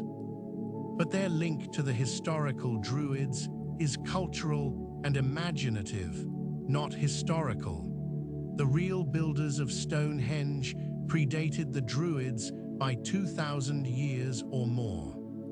The 19th century brought a new approach to Stonehenge: archaeology. William Cunnington and Richard Colt Hoare were the pioneers. Working together in the first decade of the 1800s, they excavated hundreds of barrows on the Salisbury Plain, opening the ancient burial mounds with gangs of laborers, recording the contents with varying degrees of care, and amassing a collection of Bronze Age artifacts that is now housed in the Wiltshire Museum in Devizes. They also dug at Stonehenge itself. In 1802, Cunnington excavated near the Slaughter Stone and in the interior of the circle. He was looking for evidence of burials and offerings. He found some fragments of pottery, animal bones, antler picks, but his methods, by modern standards, were crude. He dug quickly. He did not record the precise positions of his finds. He destroyed contexts that a modern archaeologist would have preserved.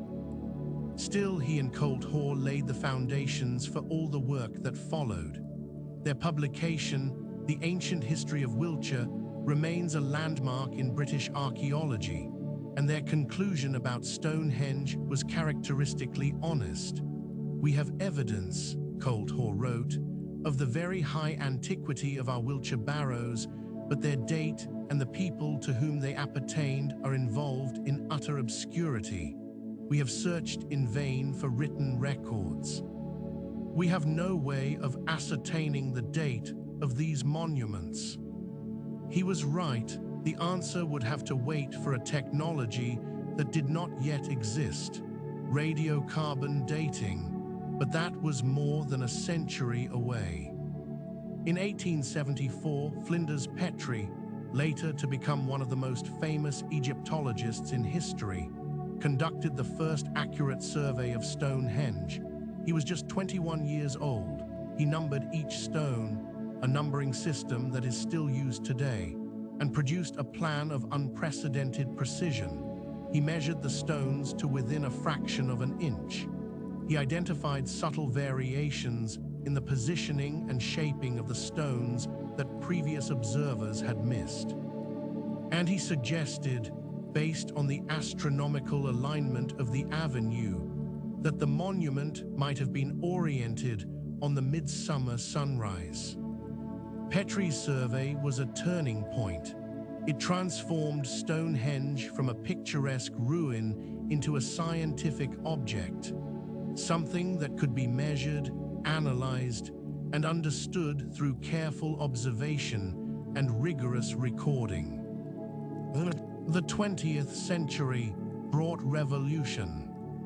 Lieutenant Colonel William Hawley excavated at Stonehenge between 1919 and 1926 at the invitation of the Society of Antiquaries. His work was extensive. He dug about half of the monument's interior and much of the surrounding ditch, but his methods were criticized, even at the time, as inadequate. He removed huge quantities of earth without adequate recording. He piled the excavated soil in great mounds around the monument, destroying the contexts he was supposed to be investigating. And when the funds ran out, as they always do, he backfilled some of his trenches and left others open, with the excavated material dumped nearby. It was a messy, incomplete, frustrating piece of work, and yet Hawley's excavations produced important results. He identified the Aubrey Holes and excavated many of them. He found cremated human remains in and around the holes.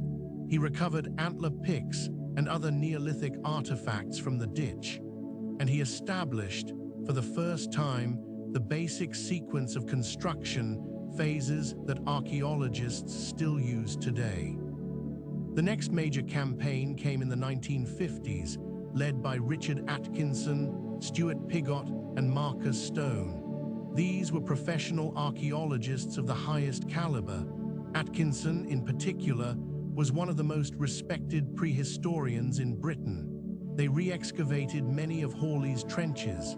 They discovered the carvings on the stones, faint axe and dagger shapes pecked into the surface of the Sarsens, which had been overlooked for centuries.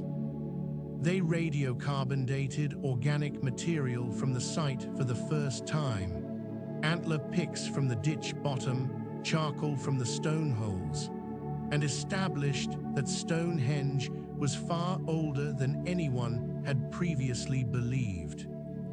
The radiocarbon dates were revolutionary. Before the 1950s, most scholars had assumed that Stonehenge was built around 1500 BC at the earliest. The radiocarbon dates pushed the beginning of the monument back to around 3000 BC, making it roughly contemporary with the early pyramids of Egypt. Stonehenge was not a late derivative monument built in imitation of Mediterranean models. It was an independent, parallel achievement.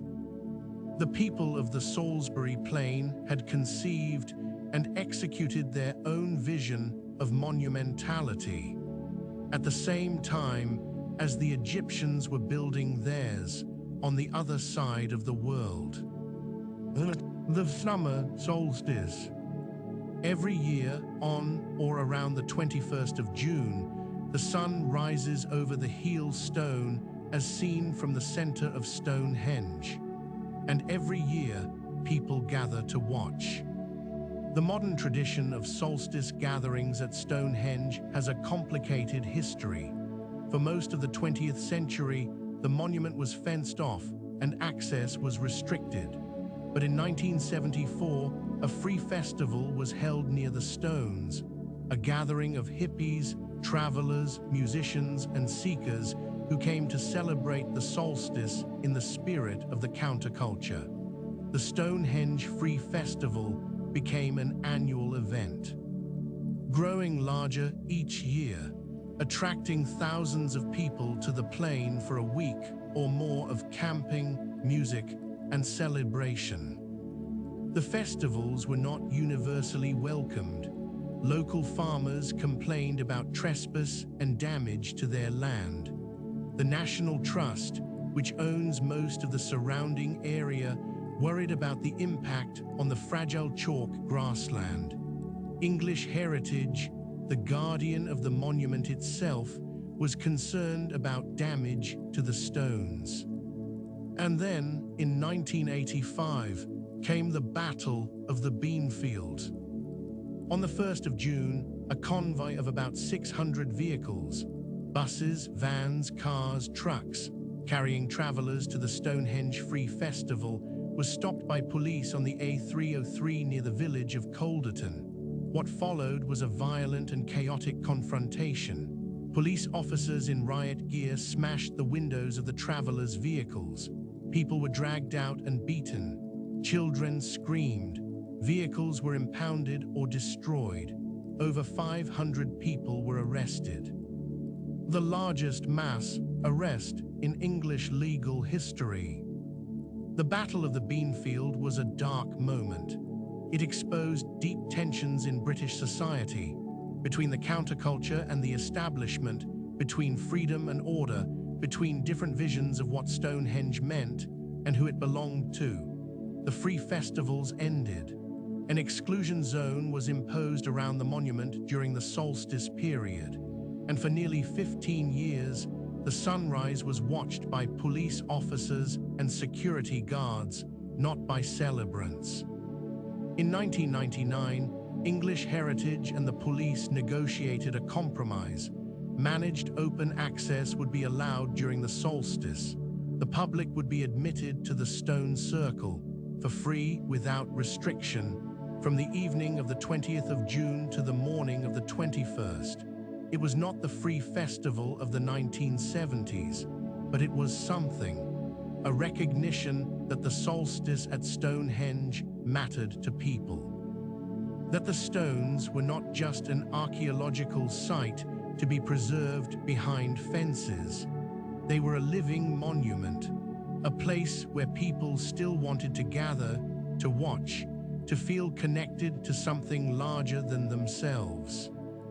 And so every year they come, tens of thousands of them. They arrive in the evening and stay through the night, waiting in the darkness, chatting, singing, playing drums. And as the eastern sky lightens, as the first pale glow appears on the horizon, a hush falls. 20,000 people standing among the stones, looking northeast, waiting. And then the sun appears, a sliver of gold above the horizon, growing, brightening, climbing above the heel stone and flooding the circle with light. And the crowd cheers, as they have cheered perhaps for 45 centuries. The sun is back, the light returns, the world goes on. Stonehenge has not always been treated kindly. For centuries, the monument was unprotected. Farmers grazed their sheep among the stones. Visitors chipped off souvenirs with hammers. In the 18th and 19th centuries, it was common for tourists to hire a blacksmith in Amesbury to provide hammers and chisels so they could take home a piece of Stonehenge. One visitor in 1797 recorded that he and his companions spent a pleasant afternoon hammering off pieces of the ancient temple, to keep as mementos. The roads were a more serious threat. The A303, one of the main roads connecting London to the southwest of England, runs within a few hundred meters of the stones. For decades, cars and lorries thundered past the monument on what is, in effect, a dual carriageway through a World Heritage Site. The A344, a smaller road, ran even closer, passing directly between the heel stone and the rest of the monument. The visual and acoustic intrusion was appalling. Standing at Stonehenge, you could hear the constant rumble of traffic, see the flash of headlights, smell exhaust fumes. The A344 was closed in 2013 and the road was removed.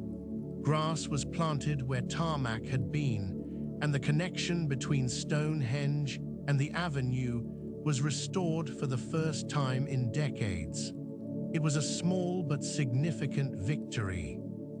The A303 remains a problem. For years, the government has debated a proposal to build a tunnel, a 2-mile bored tunnel that would carry the road underground, removing the traffic from the landscape entirely.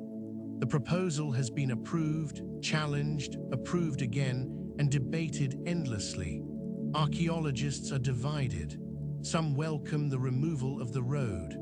Others worry about the damage that tunnel construction might cause to the buried archaeology of the landscape.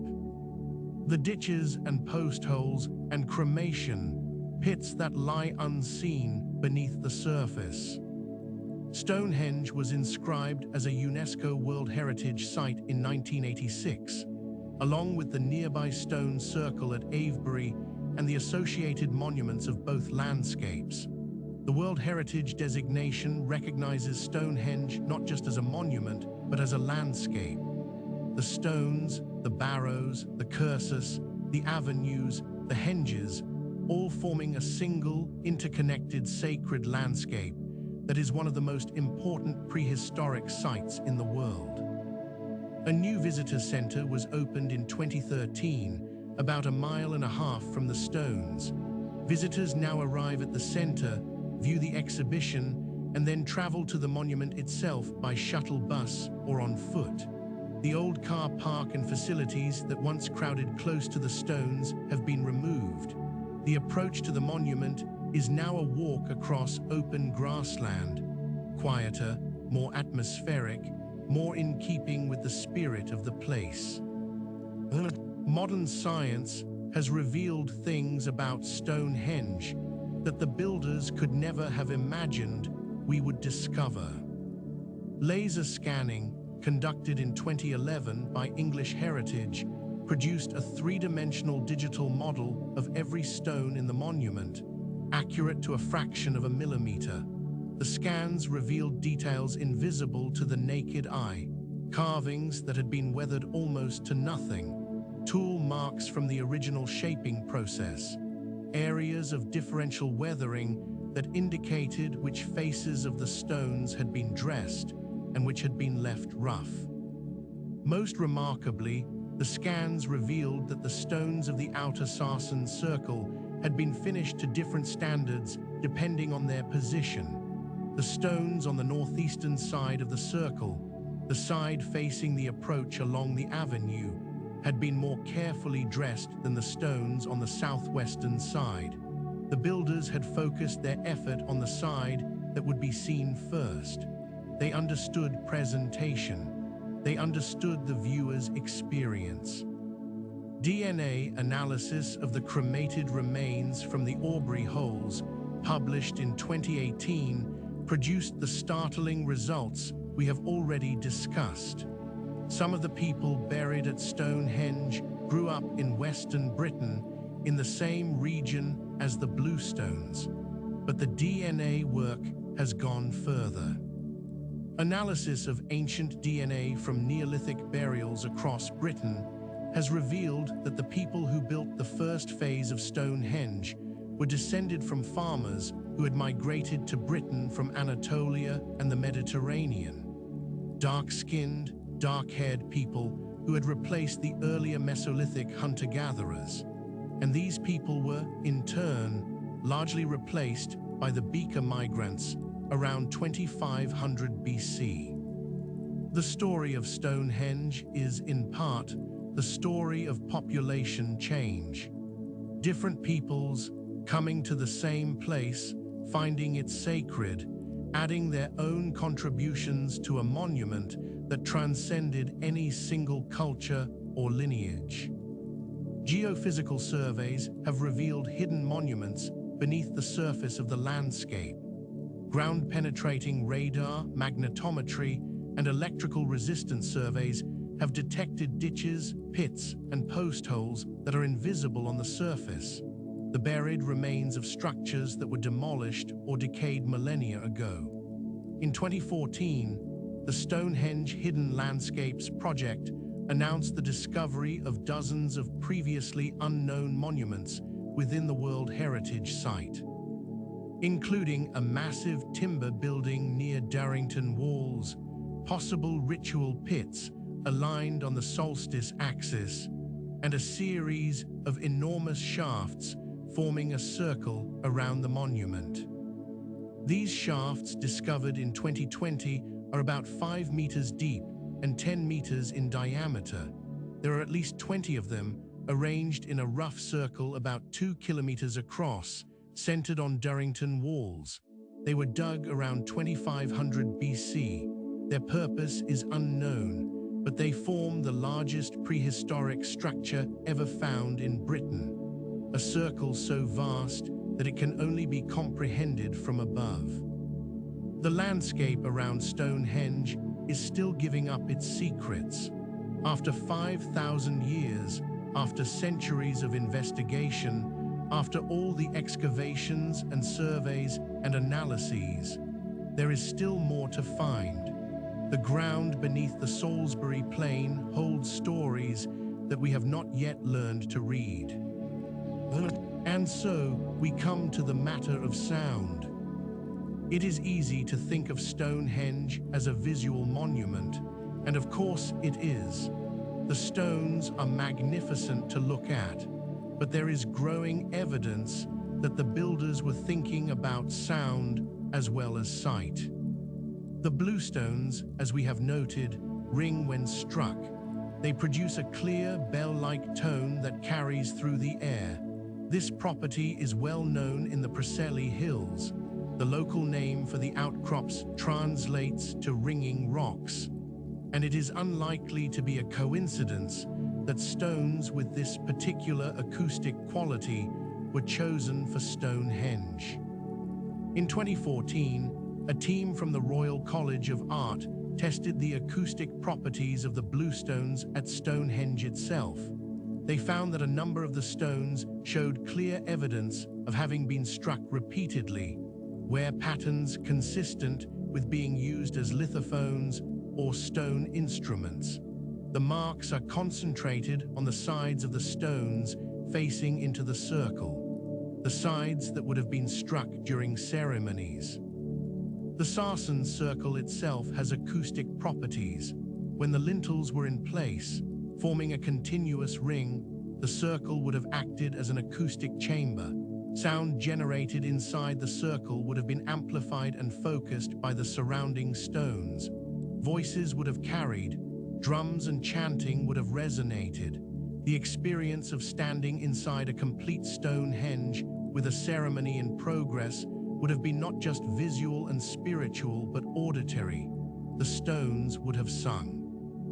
This is perhaps the least appreciated aspect of Stonehenge. We see it today as a ruin, open, exposed, incomplete. But when it was new, when every stone was in place, every lintel seated, every surface freshly dressed, it was an enclosed space, a chamber of stone, and within that chamber sound behaved differently. It was held, focused, amplified. The monument was designed to be experienced with all the senses, not just the eyes. Let us come back to the present now, to the stones as they are today. Stonehenge stands on the Salisbury Plain, about 8 miles north of the city of Salisbury. It is managed by English Heritage and owned by the Crown. About 1.5 million people visit every year, making it one of the most visited archaeological sites in the world. The normal visitor experience begins at the visitor center, which is located about 1.5 miles west of the stones. The center contains an exhibition telling the story of the monument, from the Mesolithic post holes to the modern day. There are Neolithic artifacts on display: antler picks, stone axes, pottery, the bones of the cremated dead. There are reconstructions of Neolithic houses based on the discoveries at Durrington Walls. And there is a large outdoor area where full-size replicas of the standing stones give you a sense of the monument's scale. From the visitor center, you can take a shuttle bus or walk along a path across the fields. The path is gentle, the landscape is open, and as you approach, as the stones gradually appear on the horizon, you begin to feel something of what the ancient visitors must have felt: the anticipation, the growing awareness of something extraordinary ahead. The standard visit takes you on a circular path around the outside of the monument. You can get within about 15 meters of the stones, close enough to appreciate their scale and texture, but not close enough to touch them. The stones are roped off. This is necessary. The monument is fragile, and the sheer number of visitors would cause unacceptable damage if everyone were allowed to walk among the stones. But there is a way to get closer. English Heritage offers special access visits, small groups, outside normal visiting hours, who are allowed inside the stone circle itself. These visits take place at dawn or dusk, when the monument is closed to the general public. You walk through the gap in the outer Sarsen circle. You stand among the great stones. You can touch them if you wish. Feel the rough, cold surface of the Sarsen, 4,500 years old, shaped by human hands that turned to dust millennia ago. It is an extraordinary experience. The stones are massive, they tower over you, the spaces between them frame the sky, and the silence, the deep, enveloping silence of the plain, wraps around you like a blanket. You stand where the builders stood, you see what they saw, and for a moment, just a moment, the distance between then and now seems to dissolve. And then there are the solstice gatherings, the midsummer sunrise, the midwinter sunset, tens of thousands of people gathered freely among the stones, watching the sky, waiting for the light. These are the moments when Stonehenge feels most alive, most connected to its original purpose. Whatever that purpose was, whoever those first builders were, the impulse that drew them here still draws us.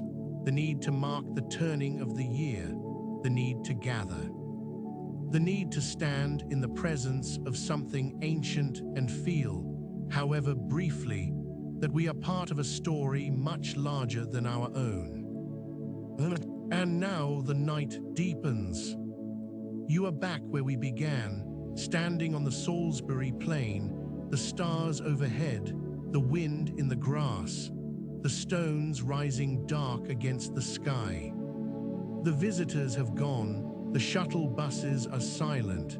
The car park is empty. It is just you and the stones and the vast, quiet darkness of the English countryside. The moon has risen. It is not full tonight, just a thin crescent, a silver sliver low in the west, casting barely enough light to see by, but your eyes have adjusted, and in the faint, silver-blue light, the stones take on a different quality. They are no longer grey, they are darker, deeper. They seem to absorb the darkness rather than reflect the light. You walk slowly towards them. The grass is soft beneath your feet, damp with dew. The air smells of earth and chalk, and the faint, sweet scent of wildflowers that have closed their petals for the night. The outer ring of Sarsen stands before you. Some of the uprights are missing, some of the lintels have fallen, but enough remain to trace the circle, to feel the intention of the builders, even in ruin. You pass between two uprights, and you are inside. The space within the circle is smaller than you expected, more intimate. The stones stand close around you like figures in a room. The trilithons rise at the center, dark masses against the darker sky. You can see the Great Trilithon, or what remains of it. One upright still standing, its partner fallen, the lintel broken on the ground. Even in ruin, it is imposing. The standing stone catches the faint starlight and holds it, a pale line down one dressed face. You sit down, the ground is dry here, sheltered by the stones. You lean back against one of the bluestones, a small one barely taller than you are, its surface cool and slightly rough beneath your fingers. This stone was quarried in Wales 5,000 years ago. Someone cut it from a rocky outcrop in the Preseli Hills and moved it. By hand, by raft, by sledge, by sheer force of will, 150 miles to this spot, and here it has stood ever since. The wind moves through the stones. It makes a sound, a low, soft, resonant hum, as it passes between the uprights and eddies in the spaces behind them. It is not quite music, but it is not quite silence either. It is the voice of the place, the song of the stones, a sound that has been playing without pause for 45 centuries. Above you, the sky turns slowly. The stars drift westward imperceptibly as the earth rotates beneath them. Orion stands in the south, his belt 3 bright points in a line, his sword a faint smudge below. Sirius blazes near the horizon. The Pleiades cluster together like a handful of scattered seeds. These are the same stars that the builders saw, the same constellations, the same slow wheel of light turning through the darkness. The people who built this place watched these stars. They knew them, named them perhaps in a language that has been forgotten for 3,000 years. They stood here on this same ground and looked up at this same sky and felt what? Wonder, reverence, fear, connection. We will never know. The builders left no words, no inscriptions, no written records of any kind. They left only the stones. These stones, standing here in the darkness, in the wind, under the stars, saying something that we can feel but cannot quite translate. And perhaps that is enough. Let your eyes close now if they have not already. Let the image of the stones fade gently, like a photograph left in the sun, the edges softening, the details blurring, until all that remains is a sense of shape and shadow, stone and sky, earth and stars. The wind is quieter now, barely a whisper. The grass has stopped rustling, even the owl has fallen silent. The plain is still, perfectly, deeply still. You are warm, you are comfortable. The weight of the day has dissolved, carried away by the wind, absorbed by the chalk, drawn down into the earth where the antler picks lie buried, and the ashes of the ancient dead rest in their chalk-lined pits. The stones stand around you like guardians. They have stood through ice ages and warm ages, through the rise and fall of empires, through the coming and going of peoples whose names are lost to time. They have stood through storms that bent the trees to the ground, and summers so hot that the chalk cracked and the rivers ran dry.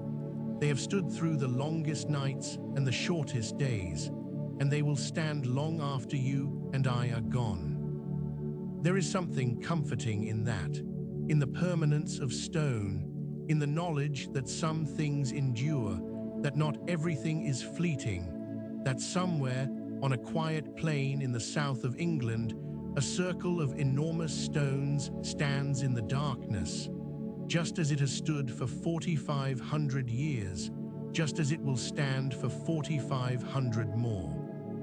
The stars wheel slowly overhead.